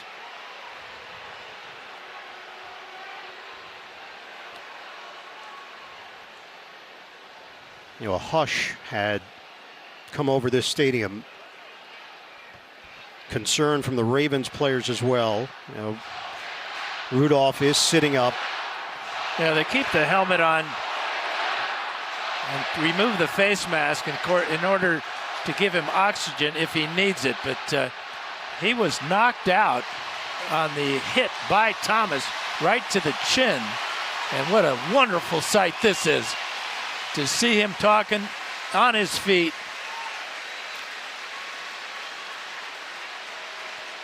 And you forget about the incredible play he made before the collision. His teammates coming over. And Rudolph being helped. Ryan Shazier among those there to let Rudolph know what they're thinking about him and how that play went wrong so quickly. And it's amazing the league trying to legislate and coach the helmet-to-helmet hit out of the game, and yet a 10-year veteran, Earl Thomas, goes right to the head of Mason Rudolph and knocked him out of the game. Delvin Hodges is the backup quarterback.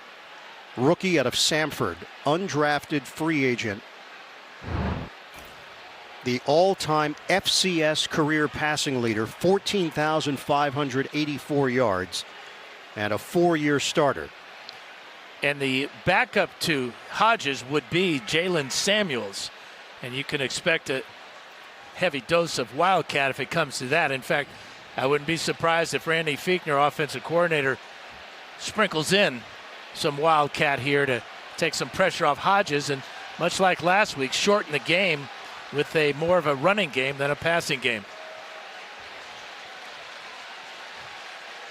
Rudolph is being half carried. I don't know why they don't put him on the cart and give him a ride to the locker room instead of having him walk here. Don't know if they're having some issues with the cart. Cart may need a tow. That was a 25-yard play to Washington, plus a 15-yard penalty. And Mason Rudolph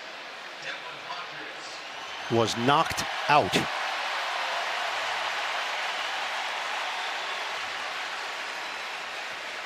Devlin Hodges now in at quarterback for the Pittsburgh Steelers. Send it to Evan Washburn. Well, guys, obviously you're following a lot of this with the pictures. This is a unique and at times really scary scene, but obviously Mason Rudolph making his way to the tunnel. I've been told by the Steelers we will get an update on his condition and the plan with Mason Rudolph, but as he makes his way to the tunnel here, he is responsive, and obviously his teammates taking him inside, and we'll have an update as soon as we can. All right, Evan, spin move by James Conner to take it to the 41-yard line. That's a 7-yard gain. Baltimore's got a 17-13 lead on Pittsburgh, and we hit the 7-minute mark of the third. Shotgun for Hodges. Hey, Brown, Jaguar. Class 7. Steelers going no huddle here with Devlin Hodges at QB. 2nd and 3. Hodges puts it in the air for the first time. It's incomplete. Flag is down. Washington in a matchup with the veteran Brandon Carr. They're going to get Carr for interfering with Washington.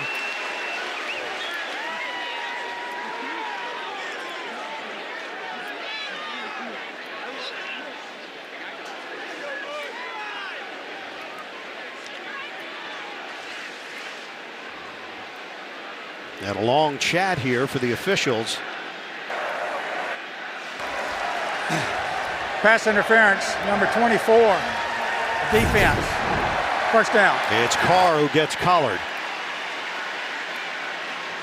You see anything? No, not a thing.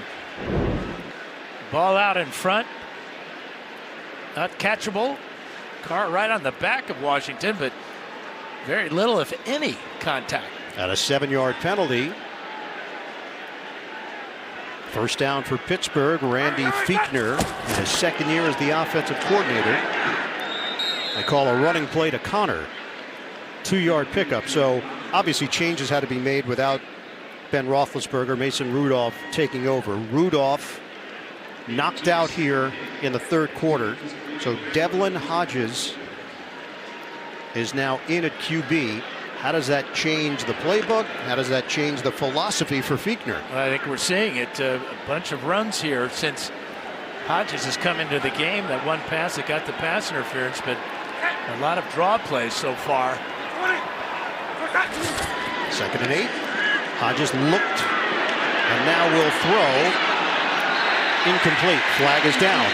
Back at the 41-yard line. James Washington upset it himself. Was it Chris Wormley for Baltimore is the question.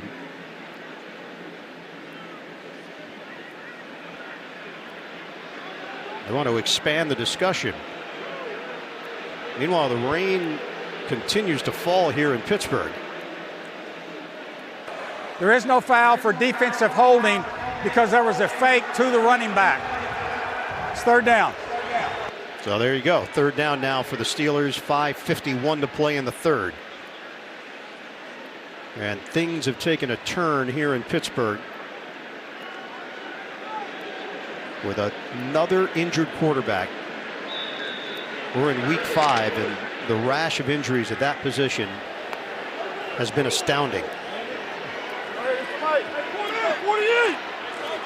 3rd and 8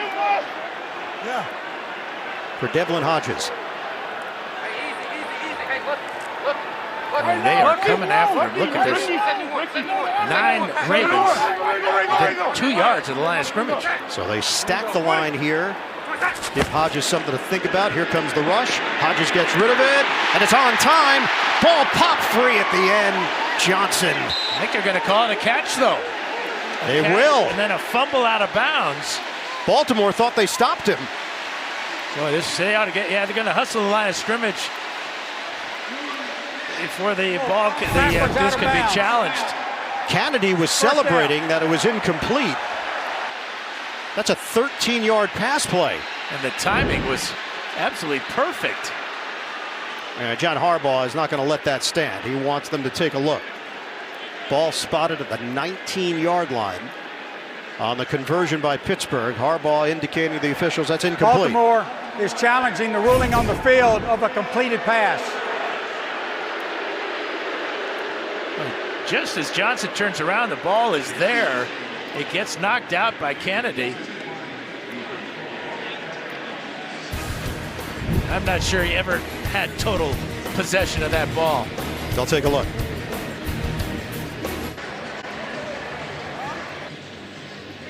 Walt Anderson's going to make the call here. The challenge came from John Harbaugh. He felt it was incomplete. The ruling on the field was a complete pass. After reviewing the play, the ruling on the field stands. Baltimore will be charged with their first timeout of the second half. And this will be Baltimore's final challenge for the remainder of the game. All right, Gene Steratore, rules analyst. What'd you see on that play? I'm a little surprised with it, and here's why. It has to happen in this sequential order to be a completion. Possession, then 2 feet, then a third-footer football move. I thought he bobbled the initial attempt to possess, and after possession, I only had the ball. I had the ball coming loose as the second foot was landing. I would have made that an incomplete pass, and that's the opinion I have on the play. And Gene, the opinion of John Harbaugh, reading lips, was, "What a joke." That was the quote. Now the Steelers are going to go to the Wildcat here with Jalen Samuels getting the snap. Pop pass, a second one. Johnny Holton has some blockers. Good cut. Holton has stood up and then driven backward as he got just short of the 15-yard line, hit by Marlon Humphrey for 4 yards. Well, the bag of trips is wide open right now for Randy Fichtner, and this Steeler offense really well executed here. The fly sweep and the reverse. Looked like Holton was going to get a lot more out of this, but good job by Humphrey right there to send him backwards. 4:44 to go in the third. Steelers driving. Earlier in this drive, Mason Rudolph was knocked out of the game after a hit from Earl Thomas. Hurry, 2nd and 6. Connor in the backfield. Fake it on the boot. Nice toss. Vance McDonald rumbles inside the 5. Brought down by Owasso. Now you got to take advantage of this guy. 6'4", nearly 270. His third catch, so dynamic after the catch. Good throw by Hodges, too. On the run, rolling to his left. And now the Steelers are in business thanks to McDonald at the 1-yard line. 10th play of the drive. Steelers are looking for the lead. They've got Zach Banner in there, along with Tyson Alualu. 20. 1st and goal. Give it to Connor. Off the hesitation, Connor scores. Touchdown, Steelers.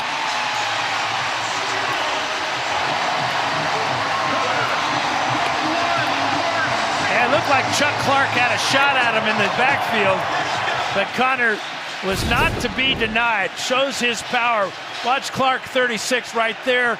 Can't bring him down, and that leaves an opening right up the middle for the touchdown. 10 plays on that drive, Dan. The last 8 with Hodges at quarterback. He looked pretty cool, didn't he? He did. 87 yards, and the Steelers have taken the lead with 3:42 to play in the third. Of course, he benefited from the very questionable call on the completion to Dante Johnson. But that's just it. Go on and play the next play. Extra point here from Boswell. They are checking the touchdown run by James Conner. Now, this game did have a nice flow to it about 3 hours ago. How about now? Well, the brakes have been pumped. That's a touchdown. That was the call on the field. We'll see if they confirm it when we come back. The NFL on CBS is sponsored by AT&T. More for your thing. That's our thing. And by Capital One. What's in your wallet?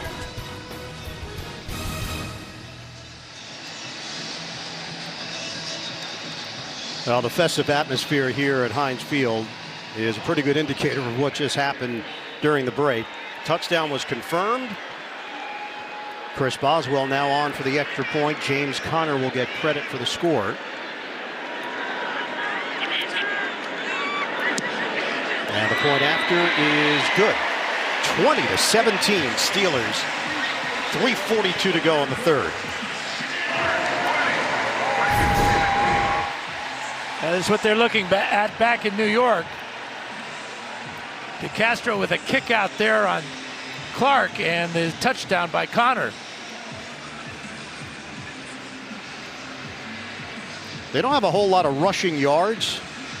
28 on the ground. They're one of 4 teams averaging less than 65 yards rushing per game this season. Miami, Washington, and Cincinnati, the other 3, and none of those teams have a win. Yeah, they're 29th coming in, gaining yards on the ground. Not much better in the pass either for the Steelers. They're ranked 27th coming into today's game.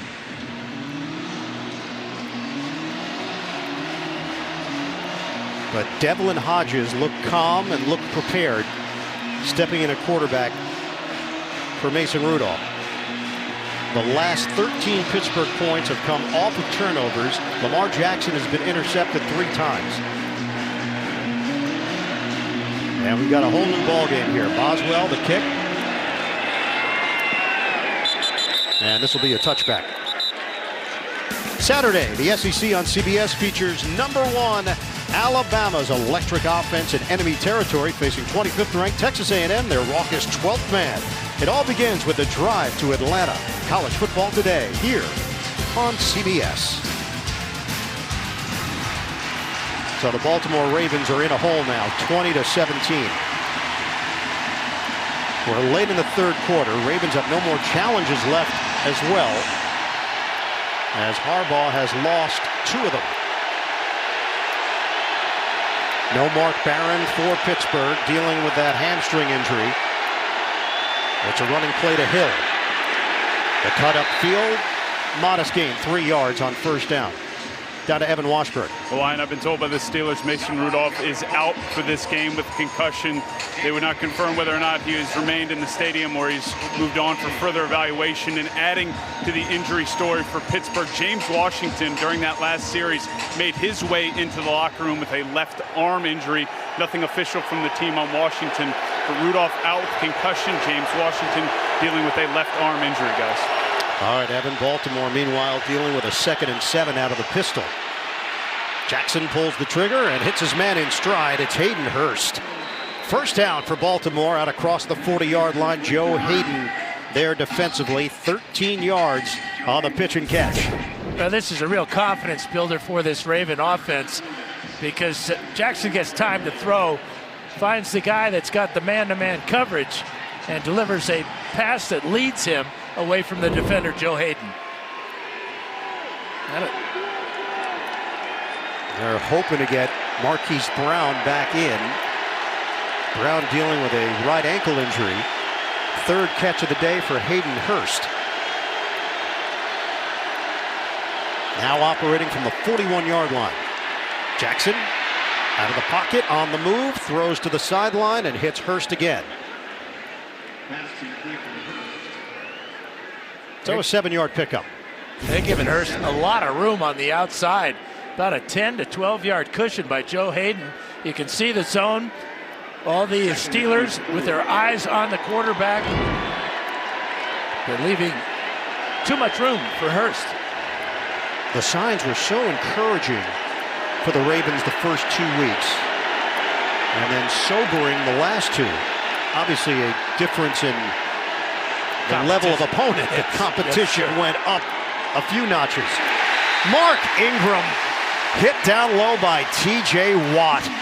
It's a loss of 3 on the play. And we're down to 1.5 minutes to play in the third quarter. Boy, this is almost like a broken record. How many times has number 90 just gotten into the backfield to drop either Ingram or Edwards? That tackle, too, going right to the legs of Ingram, avoiding the stiff arm, bringing him down. It's a 3rd and 7 for Baltimore. Dime package for Pittsburgh. Andrews sets up in the slot. Jackson rifles complete. Willie Snead. First down into Pittsburgh territory, and it quiets the crowd. Hit by Devin Bush Jr. of the Steelers. Well, we've talked about how effective Lamar Jackson's been on third down conversions. They're 5 of 9 this afternoon as Snead makes his first catch.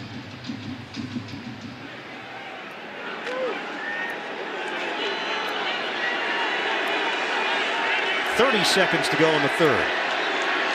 New set of downs for Baltimore. Pistol here with Ingram behind Jackson. Fake. Jackson lofts it. Complete. Willie Snead again. Bounces off a tackler. Snead won't go down. Inside the 25. Eventually brought down by Mike Hilton. Little play action gives Jackson time to throw. You can see as again he recognizes the single coverage on Snead. 23 yards for Snead. Back-to-back big plays for the receiver.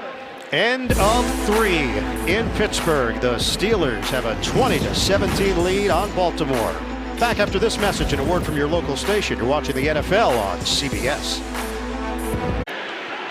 Rookie wideout Marquise Brown has his helmet on. Will he be a part of it on this drive for Baltimore? We start the fourth quarter. 20-17, Steelers in front. Lamar Jackson out of the pocket. Takes it inside the 20. 5-yard gain for Jackson. He has just cracked 50 yards rushing. Tackled by Cameron Hayward. Now 9 carries for 52. And here is Marquise Brown bringing a different dynamic to this Baltimore offense. Well, you figure he's got a sprained ankle. We're clear about that. So you're not going to ask him to run too many intricate routes. Just use his speed on maybe a deep crossing route where he doesn't have to put pressure on that ankle. He draws the veteran Joe Hayden on the outside. This is 2nd and 5 now for Baltimore. Ravens are driving down by 3. Jackson, stutter step, cut up field. Creative. Wow. Lamar Jackson stops on a dime and turns it into a 6-yard gain. And there were 2 Steelers there that had him. And he just stopped, as you said, Ian, right here. Vince Williams goes sliding by. Edmonds thought he had him going to the sidelines. Tremendous effort and a first down for Baltimore. Now those run-pass options, Lamar Jackson can make you pay when he gets to the perimeter. Just underway here in the fourth. Jackson. Underneath toss to Brown, and he's tackled down low by Matakevich. 3-yard pickup through the air. It's 2nd down. And because Mark Barron's out of the game with a sore hamstring, you've seen Matakevich and Vince Williams playing more in the middle alongside the rookie Devin Bush. Brown will now head to the sideline and jogging gingerly. 10th play of the drive for Baltimore. Jackson a perfect 5 for 5 on this drive. Motion man Snead. Jackson flag down. And Jackson will just chuck it away. Penalty marker thrown at the 13. Holding number 86, offense, 10-yard penalty, still second down. It is Nick Boyle, who is an outstanding blocker. He's a pretty good tackler, too. Check out what he does to Stephon Tuitt right here. Right here, here's Tuitt. Yeah, that's holding. But Jackson seems to be able to play it in slow motion at times. He makes everybody run as fast as they can, and he's just calmly going about his business. Yeah, it's like the Matrix. He's just doing it at a different speed. That's what that is? Yeah. Wow. Go rent it. There's one Blockbuster left in America. It's near you. Second and 17. Jackson goes to the outside. Willie Snead catches it. Well, the Steelers bring him down quickly with Mike Hilton. 4-yard pickup, make it 5. Nice call, Keanu. Clock is moving. We're down to 12:46 left in the fourth. And Marquise Brown is back for Baltimore. 3rd and 12 at the 15.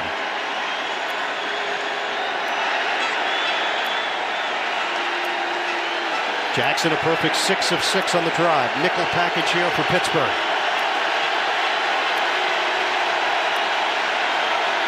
On 3rd and 12. Jackson connects underneath again for Gus Edwards. Short of a first down. Minkah Fitzpatrick with the quick tackle for Pittsburgh. And the field goal unit is coming on the field for Baltimore, Justin Tucker. Yeah, what a reaction by Fitzpatrick. He had the man-to-man coverage, and as you said, he broke on it quickly to prevent the first down. So this will be a chip shot. For the 8-year veteran, Justin Tucker. 21 straight field goals made at Heinz Field. 22 of 23 overall in his career. He's done his part in the rivalry. 26-yard attempt. Cook puts it down. Tucker puts it through. We're tied at 20 and 20. 11:39 left to play. Fourth quarter at Heinz Field. The Ravens and Steelers in a close one. What else is new? Ravens drive covers 12 plays, 67 yards. Tucker 26-yard field goal. It took 7 minutes and 3 seconds. And we're all tied up. Tucker kicks it off. Switzer deep man. And this one is short by design. Switzer from the 5. Hemmed in and dropped at the 15-yard line. Next Sunday, NFL on CBS, doubleheader action. Many of you will see two of the most dynamic young quarterbacks in the NFL facing off. Mahomes and the Chiefs welcome Watson and the Texans. We'll be there for that one. That'll be followed by the Cowboys and the Jets. It all begins with JB and the guys mapping out the day on the NFL Today, right here on CBS. That was such a great kickoff by Justin Tucker. Had to be returned because it was caught in the field of play.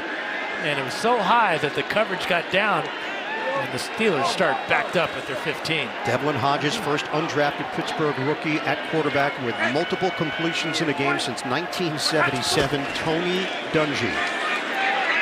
Hodges in the pocket, lets it fly, complete. Juju Smith-Schuster downfield. 19 yards on the pass play. Maurice Kennedy, the tackle. He only had 2 catches last week. This is his 5th one of the day. Great adjustment to a ball slightly thrown behind him. And again, Hodges looking cool in the pocket. Can you say Minshew? I could say Minshew mania. Yeah. Mustache mania down in Jacksonville. 5 catches, 55 yards, and a touchdown for Juju Smith-Schuster. First down run for Connor. Flag down as he dove across the 35. Tony Jefferson. Holding number 71, offense, 10-yard penalty, still first down. That is Matt Filer on the hold. We go down to the field, Evan Washburn. Well, and in the third quarter, we let you know that James Washington had headed into the locker room with a left shoulder injury. it's been confirmed he's out for the remainder of the game with that injury. So no James Washington for the Steelers offensively, guys. All right, Evan, right now it's Juju Smith-Schuster and Deontay Johnson. Dante Moncrief is a healthy scratch for Pittsburgh. Moncrief signed the 2-year, $9 million deal during the offseason, formerly of Indianapolis and Jacksonville. Johnny Holton will see time in these 3 wide receiver sets. They'll bunch it here with Hodges operating out of the gun. 1st and 20 after the penalty on Filer. Connor's got a hole. And Connor carries across the 35. Josh Bynes eventually makes the stop. 12-yard scamper for James Conner. Yeah, and the 11-year veteran, excuse me, right over here, Ramon Foster. Watch him pull on this and lead the way. Good kick-out block there on Judon. And Connor covering up that ball, knowing that the Ravens are looking to strip the ball as the Steelers have their longest rush of the afternoon. Can the Ravens rely on their defense in this situation? 9:50 to go in the 4th. The defense has been overwhelmed the last 2 weeks against Kansas City and Cleveland. They're going against the rookie QB, Devlin Hodges from Sanford. Hodges on 2nd and 8, buys time, downfield, intercepted! Earl Thomas with the pick. And Thomas is still going. Weaving through traffic on a spin move. Thomas dropped at the 35. A flag thrown at the 48. And Tony Jefferson is down at midfield. He went down early on this play. And he's grabbing the left knee. So a few things to sort out here. He was falling down, and I think he grabbed Vanette. That may be the call to wipe out this interception. Prior to the pass, holding number 23, defense. 5-yard penalty, automatic first down. Yeah, you nailed it, Dan. Tony Jefferson. That's all he could do. I mean, he was injured, and he knew he had man-to-man coverage, so he had to just do whatever he could to prevent the completion. Here it is, right here. Yep, he got Vanette.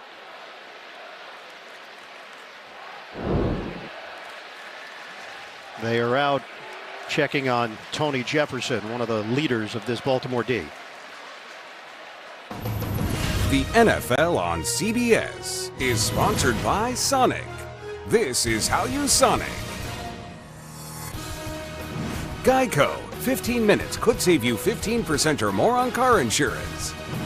And by Verizon, the network more people rely on.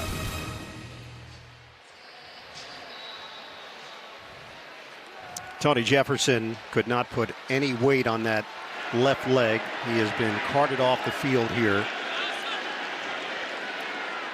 And the penalty nullified the Earl Thomas interception. So Pittsburgh maintains possession with a 1st and 10 at the 40. Running play to Samuels. Finds a crack. Turns it into 6. You go back to Tony Jefferson on that play. Just shows you why he's so respected as a leader of this team. Injured, still trying to keep the receiver from making a play. Amazing. Hodges under some pressure. Hits his man, Juju Smith-Schuster, and the Steelers are on the move. Brought down by Chuck Clark. You talked about all the passing yardage and the great things that Hodges did in college at Samford.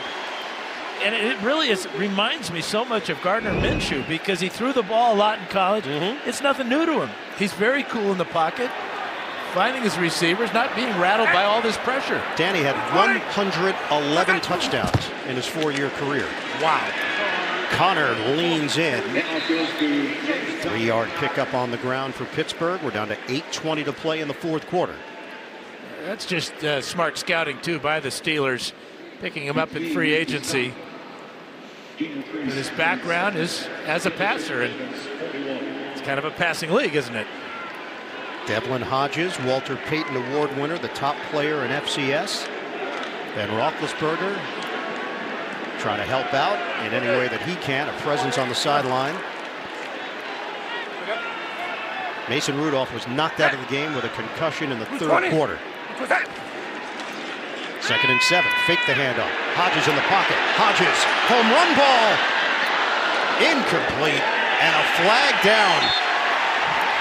Johnson and Kennedy were stride for stride. And they're going to get Johnson for pass interference.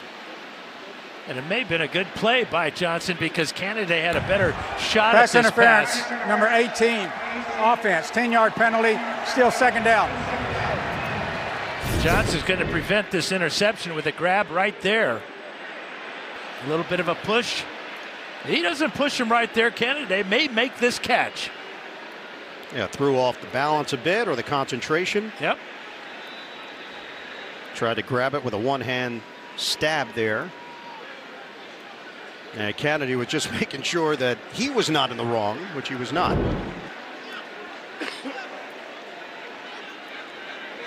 Second and 17 for Pittsburgh, now back at the Steelers' 48. Shotgun for Hodges. Drop ball, Samuels. So he was thinking about what he was going to do with it once he caught it, but he did not secure it. Now, it is a low throw. And so he's more concerned with the traffic. Actually, not as bad a throw, but his hands were a little bit mixed up there. Closed his hands before the ball got there. You always tell your receiver you want your little fingers to be together, not your thumbs together when the ball is coming to you. Jalen Samuels, career leader in receptions at NC State. It was the Swiss Army knife for them. Running back, fullback, H-back, tight end. 3rd and 17. Tie game, 20 apiece, 7:37 to go in the 4th. Deep drop, Hodges hits Johnson, flag is down. Johnson is tackled at the 46-yard line, penalty marker at the 41 in Pittsburgh territory.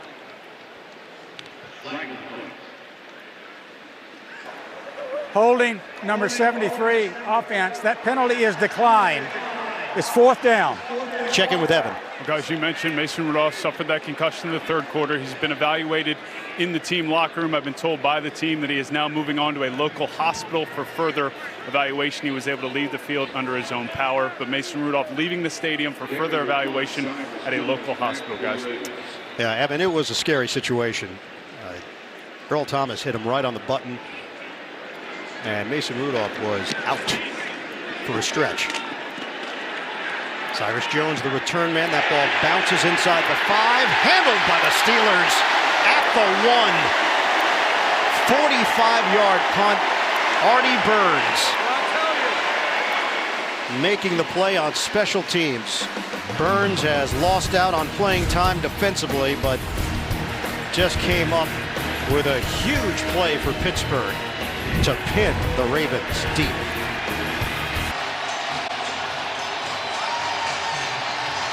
Crowd is in a frenzy here at Heinz Field. They are playing Renegade. 1979 Styx off the Pieces of 8 album, written by Tommy Shaw. John Harbaugh played it at Ravens practice this week to motivate his team. Lamar Jackson said, "I loved it, it pumps you up." Jackson's pass is incomplete. Mark Andrews, and he is down. Minkah Fitzpatrick was there defensively.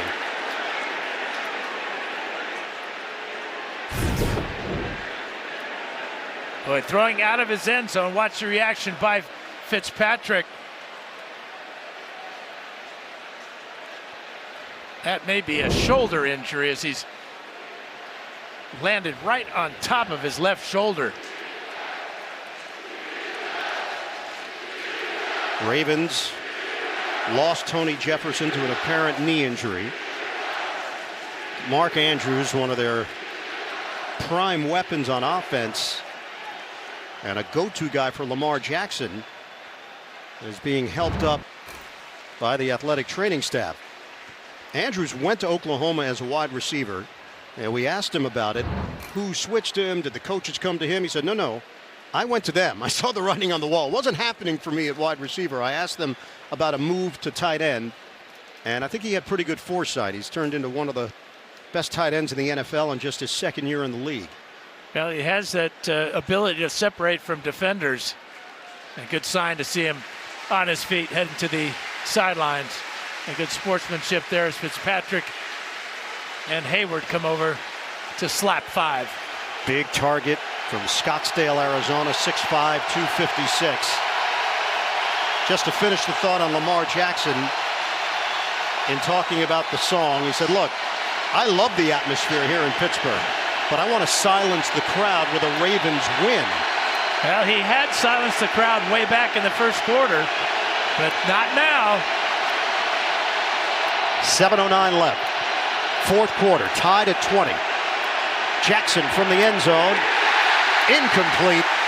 Nick Boyle, the intended receiver. And Vince Williams makes the play defensively. Yeah, the Steelers really pressuring Jackson. Man-to-man coverage in the secondary. Great job by Vince Williams. But at some point, your wide receivers have got to win these one-on-one battles when the Steelers blitz. The 51st all-time meeting between the Steelers and the Ravens knotted up at 20 apiece. We've seen the Steelers starting quarterback get knocked out in this game, Mason Rudolph, with a concussion. Driving, Gus Edwards trying to get out. They're saying he did get out. The official on the near side saying he got out to about the 1-foot line. That would have given the Steelers the lead with a safety. Instead, Baltimore will punt. That's a good call because the ball did cross the plane. And then he gets some help and pulled across. Tuitt and Watt trying to keep him in the end zone. And Sam Cook is in the end zone with only 10 yards to work with. The Steelers flip the field with a perfectly executed punt, and down at the 1, Jordan Berry and Artie Burns, and now Cook is trying to get it out of there for Baltimore. Good punt, Switzer from the 43. Has some room to maneuver, gets to the outside, and he's out of bounds in Baltimore territory. Deshaun Elliott makes the play on special teams. 57-yard punt, a 13-yard return. All right, let's get you caught up to date here. Baltimore pounds it in with Ingram early. Rudolph answers with Juju Smith-Schuster. Yards after the catch, a vicious stiff arm. Then Jackson delivers going upstairs. Catch made by Brown. Steelers get a touchdown from Connor. And Devlin Hodges, the rookie from Sanford, is in at quarterback for the Pittsburgh Steelers, having replaced Rudolph in the third quarter. 6:05 to play in the fourth. They open up at the 45 of Baltimore. Smith-Schuster, motion man. On the ground. Connor gets driven backwards. Forward progress will give him a gain of 1. Matthew Judon with the hug. And if you're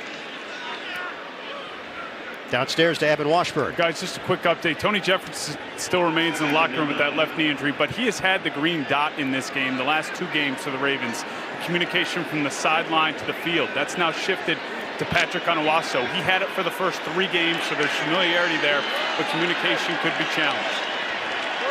Yeah, John Harbaugh made a point in our meeting to tell us about Jefferson's leadership and his communication skills for this defense. So right now, it's Onwuasor with the responsibility. 2nd and 9, sidestepping. Hodges will run. Hodges down the sideline and trots out of bounds. Flag is thrown at the 18-yard line. It's going to be against the Ravens, so this run by Hodges will stand. 21 yards to get Boswell well within his range. Number 44, defense. 5-yard penalty will be added to the end of the run. First down.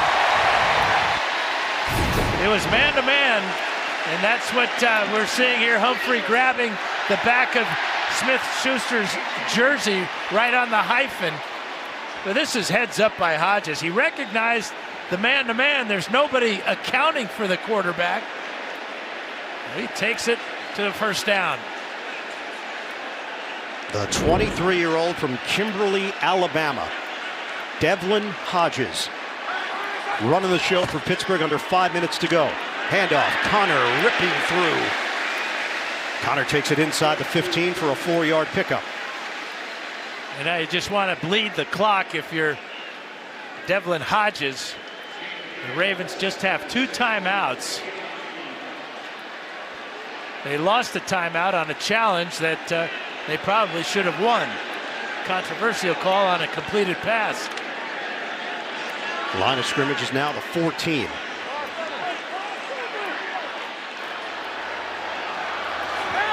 Second and 6. Another give. Connor is stacked up. Could not break away with Michael Pierce there. A gain of 1. We asked Mike Tomlin about the rivalry. He said, I really haven't addressed it with my team this week. He said the team's in a fragile state to begin with. They're trying to get the train rolling. But he acknowledged the rivalry feels a little different, not the same personalities in the past. This is a new chapter today. Yeah, I mean, they're 1-3. You got to be focusing on just getting a win and not worrying about all the extracurriculars that go into a rivalry. This is now a 3rd and 5 for Pittsburgh. Jalen Samuels is in. Hodges operates from the gun. Hodges, a floater. Caught by Samuels, but read well by Anthony Levine, stepping in for Tony Jefferson. And a loss of 2 on the play. Really good job by Levine, as he's got Samuels in man-to-man, and he gets there quickly. Heck of a catch, too, on a very dangerous-looking pass from Hodges. Yeah, Judon got upstairs and made Hodges put a little more loft on it. This is now a 33-yard field goal attempt to give Pittsburgh the lead. Chris Boswell. On the play clock. He is 9 of 9 on the season. Right now they're keeping an eye on the clock. Play clock is down to 2, down to 1, and they will use a timeout. Steelers will have 2 remaining.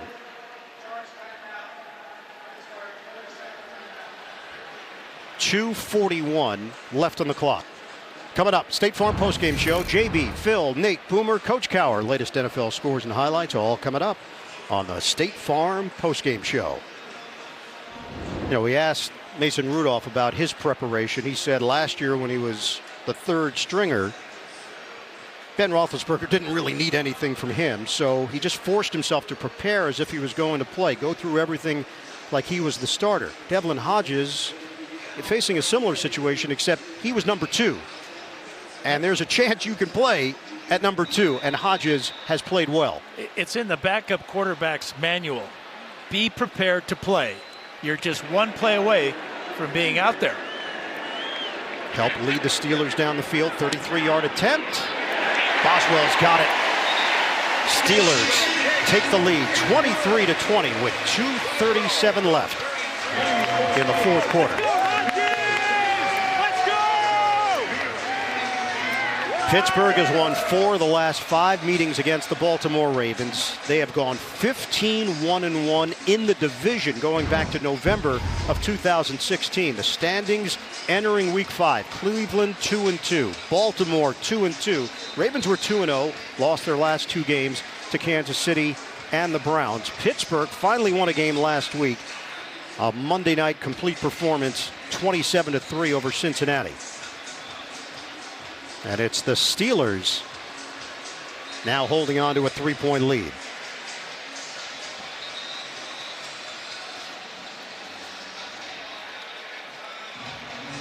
Lamar Jackson's going to get another chance against this Pittsburgh defense.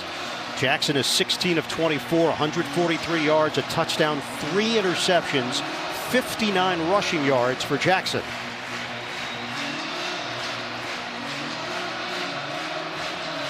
If you're the Pittsburgh Steelers, a game like this could make or break your season.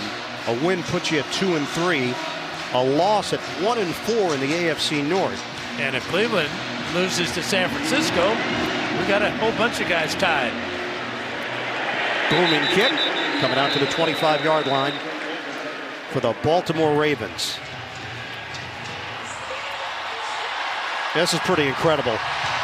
Last 17 games for Mike Tomlin's team to put up this record, the scoring differential. The only loss came to Baltimore last year in the first month of the season.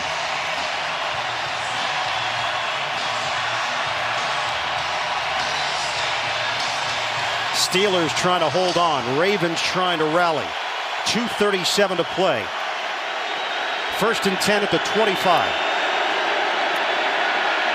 Jackson gets out of the pocket.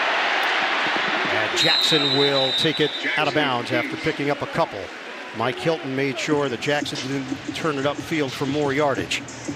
And remember the injury to Mark Andrews and also Marquise Brown, not 100% dealing with an ankle injury.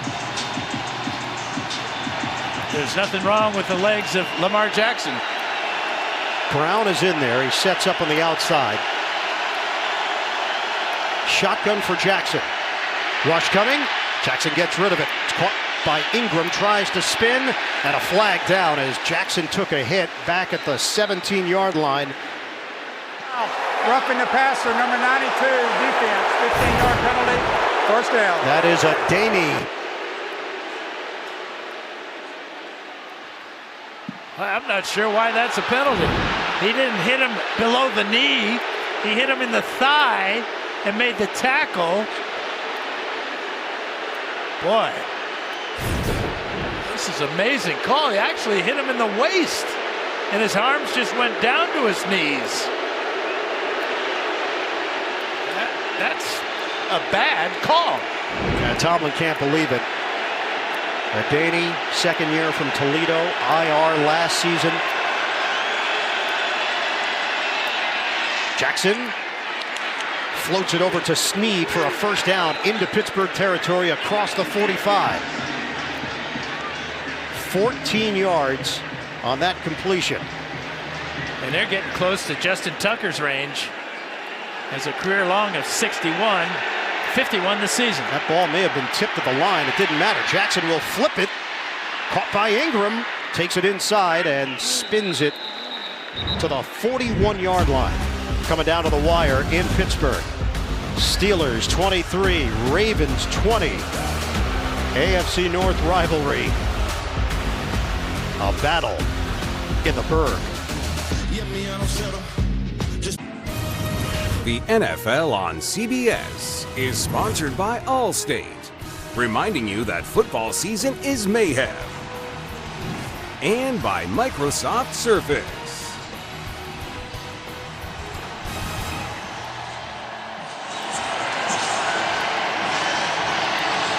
Steeler Nation up on their feet here at Heinz Field. 23-20. Pittsburgh leading Baltimore with 1:56 to play. We're in the fourth quarter.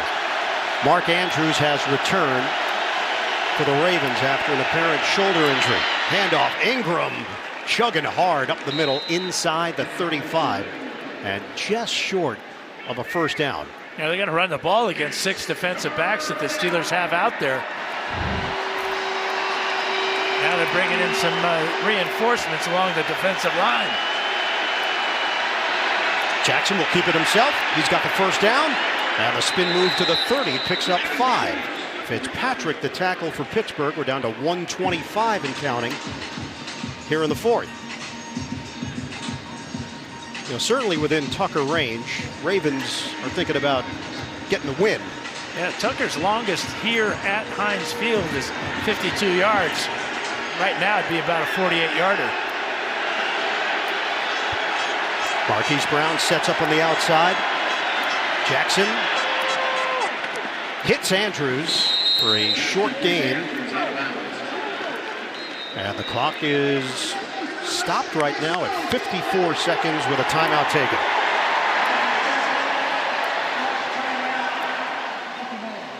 They pick up 3 yards on the pass play. Coming up, State Farm postgame show. JB, Phil, Nate, Boomer, Coach Cower.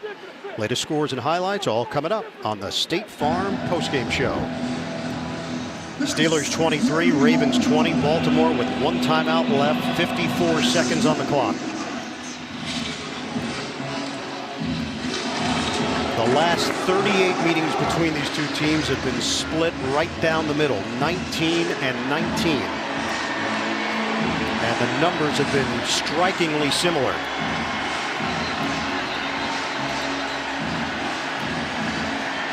A 2nd and 7 for the Ravens.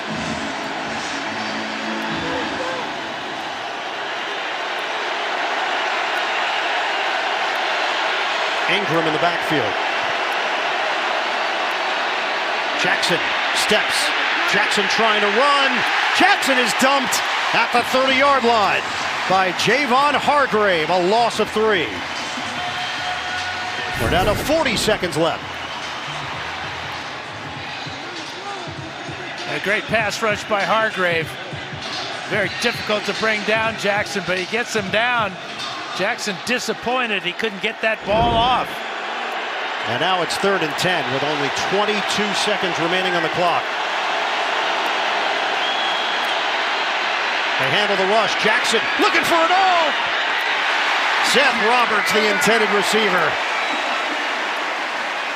He tried the over-the-shoulder grab, but the ball carried him towards the sideline. It's again zone defense there, and he gets behind both Fitzpatrick and Nelson. But the ball about 4 yards too far. Now Dan Baltimore is staring at a 48-yard field goal attempt, trying to tie it up. Tucker has been amazingly consistent. Morgan Cox will snap it. Cook the hole. Looking for the equalizer. 48 yards away. Justin Tucker drills it. 23 apiece in Pittsburgh. 10 seconds left in the 4th quarter. And this is the difficult end traditionally here at Heinz Field. Watch this ball move. The goalposts are 18.5 feet wide, and he used just about all of it.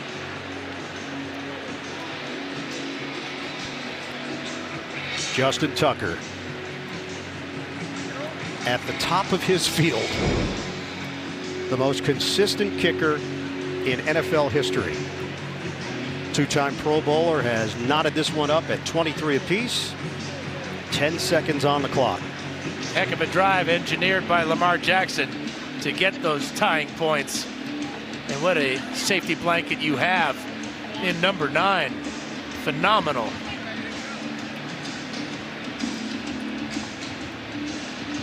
So Tucker will kick it off.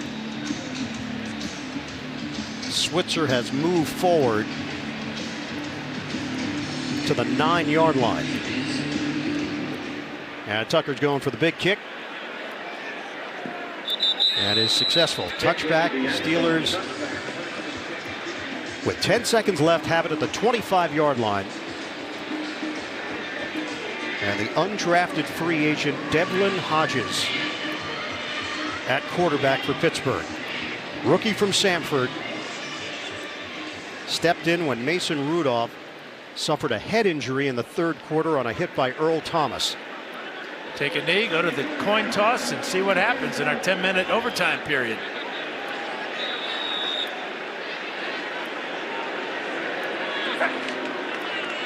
Bonus football in Pittsburgh. The Ravens and the Steelers fittingly heading to overtime. Ravens have done such a great job with their time of possession, an 11-minute edge. And remember, overtime is just 10 minutes.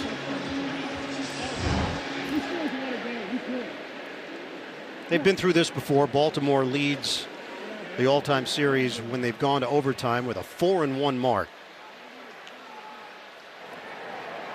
So the captains will head out.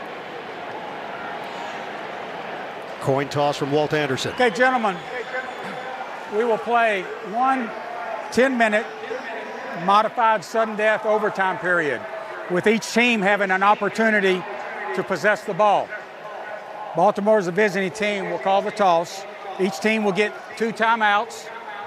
All replay will be handled by the replay official in the booth. Baltimore, what? Tails. Call this tails.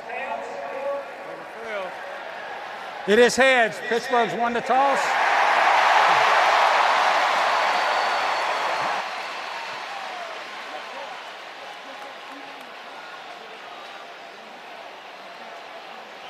Mike has been turned off to make sure everybody's on the same page.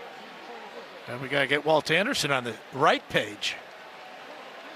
Walt should make the point. If you score a touchdown, first possession, Game it's over. Pittsburgh won the toss and elected to defend This goes. Baltimore will receive.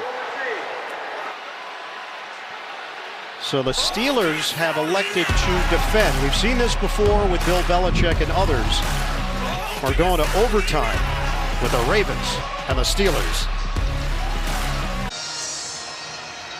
Overtime here at Heinz Field, 1 10-minute period. Touchdown or safety on the first possession wins the game. If the score is tied after each team's first possession, then the next score will win. 2 timeouts per team, no coaches' challenges, all reviews initiated by the replay official. The Steelers have elected to kick it off. Baltimore will have first possession. It kind of gives you an idea of what Mike Tomlin's thinking. A very inexperienced quarterback in Hodges, who's played fantastic when you consider the circumstances, but his belief in his defense had to be the overriding factor. Now Lamar Jackson has thrown 3 interceptions. Hodges 6 of 8 for 58 yards and 20 yards rushing. But the last Baltimore possession, when they needed to go down to tie this game, they went 45 yards in 9 plays to set up the 48-yard field goal. Pistol formation for Baltimore, tied at 23. Nick Boyle, the motion man for the Ravens. Give is to Ingram. Hit hard before he got to the line of scrimmage by Stephon Tuitt. It's a loss of a yard on the play. Yeah, a great battle up front. We talk about matchups all day. Well, this one between Tuitt and Marshall Yanda, as Tuitt wins this battle and punishes Mark Ingram. 2nd and 11 for Baltimore. But that's the message that Tomlin sent to his defense. Hey, it's on you guys to stop them here and give us good field position.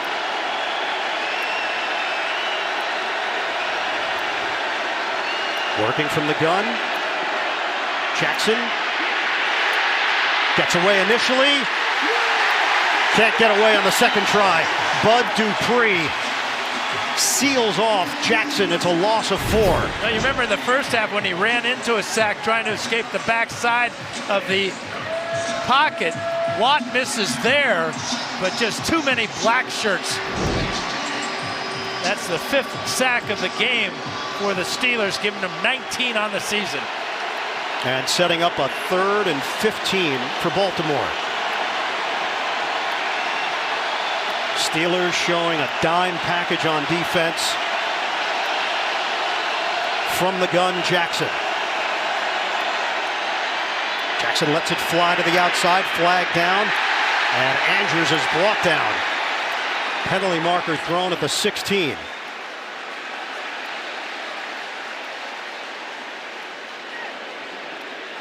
Steelers defense is walking off the field. Illegal shift, numbers 89 and 11 on the offense. That penalty is declined. It's 4th down. Well, right now the strategy is paying off for Mike Tomlin. Yeah, the pressure is on Sam Cook now. As long as this year is just 56 as a punter, and Switzer is lining up at the 40-yard line, the Steelers should get that anticipated great field position. Sam Cook. Good punt. Switzer fair catch, and it brings him all the way back to the 31-yard line. Well, why is Devlin Hodges in this game at quarterback for Pittsburgh? Mason Rudolph with a tremendous effort to keep the play alive. Rudolph, the connection downfield, but he got hit hard by Earl Thomas. Yeah, kind of a double hit because Brandon Carr got him from behind, but it was Thomas who delivered the blow right to his chin and knocked him out before he hit the ground. They line it up at the 32. Devlin Hodges trying to lead the Steelers to an overtime victory at home against their arch rivals, the Baltimore Ravens. On a give, Connor runs in, and the pile is pushed 5 yards. I'm wondering why Vance McDonald's not in the game. We've seen Vanette the last couple of series for Pittsburgh. McDonald standing on the sidelines. Came in with a shoulder injury. That could be the problem. Second down for the Steelers. Still need to get about 30 yards to get into Chris Boswell territory, and a field goal would win it. Shotgun. Hodges hits his man, Juju Smith-Schuster. The ball got lodged loose. Fight for it. The Ravens have it with Marlon Humphrey. What a play by Humphrey. He knocked the ball out and then goes after it for the recovery. Remember, he tried to knock the ball out of Smith-Schuster's hands in the first quarter, and it's going to be Baltimore ball. And the officials huddling up. Is it a clean catch Ruling on the and a field fumble? is a catch and then a fumble recovered by the defense. First down, Baltimore. So the cause and the recovery by Marlon Humphrey here in overtime. He tried to do this earlier, and Smith-Schuster shook it off and took it in for a touchdown. This time he hits the bonanza. It looks like that ball may bounce out of bounds. Instead, for Baltimore, it remains inbounds, and it's Johnny on the spot. Or in this case, Marlon on the spot. You know, I asked Wink Martindale earlier in the week about who was playing well for his defense and who he was most happy with. Remember, this is after losing 2 games. And he said, well, Marlon, and Marlon. And there you are. Well, right now, it's all about Marlon. This play under review, all turnovers. You talk about crazy bounces. If it goes out of bounds, it's still Pittsburgh ball. Yep. But it's oblong, you know, it's not round, like your basketball thing. So what are you seeing here with Smith-Schuster? Clean catch in your eyes? Absolutely. Possession, he tucked it up next to his chest.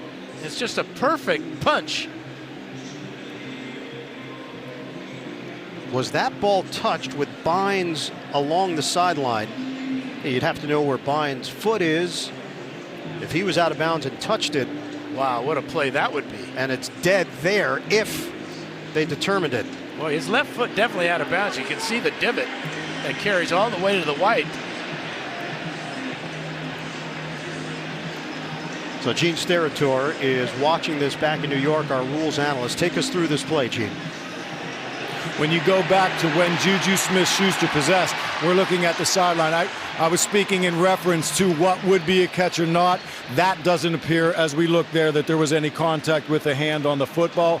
So I'm still playing this as not a ball out of bounds and a live football. I'm also playing that catch as a catch fumble on there. So I think we're clear on whether this gentleman's touching the football as he's out of bounds. Smith-Schuster's play, if we go back to the reception, the first thing you always do when you look at the replays on receivers, catches, and steps is the minute he possesses that football, it's usually the back foot, which counts as 1. And if we watch this, we see Smith-Schuster possess. That left foot's down. That's 1. After reviewing the play, the ruling on the field stands. Please reset the game clock to 7:27. 7:27 on the game clock. And I think when we get that first step in there, now we've had possession and 3 steps prior to the ball being knocked loose. And that's why I think they stay with the fumble. It's a good ruling on the field. And by the looks in replay, I think they do the right thing as well. And, Gene, this is a game-changing play made by Marlon Humphrey. With 7:27 to go in overtime, the Baltimore Ravens take over at the Pittsburgh 37. And we talk about the crazy bounce.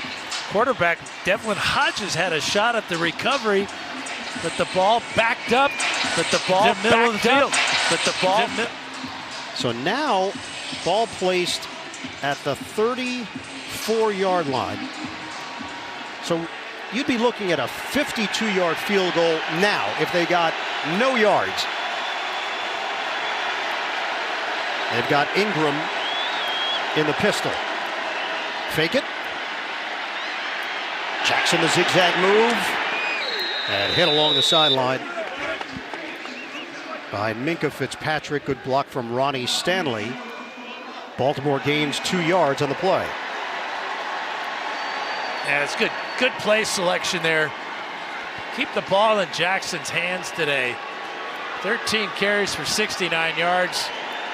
And every time he has the ball, he's a threat to go all the way. And that has put him over 1,000 career rushing yards in just his second season in the NFL. This is a 2nd and 7 for Baltimore. On a give for Ingram. Legs churning. Ingram twists and turns inside the 30 for 2. Stephon Tuitt with a tackle for Pittsburgh. And now it's 3rd down. Now Ingram so secure with the ball. He did have one fumble he lost this season against Cleveland last week. And he's very aware that the Steelers are looking to pop it out of there. Right now it would be a 47-yard field goal attempt. Tucker just made one from 48 yards to force overtime.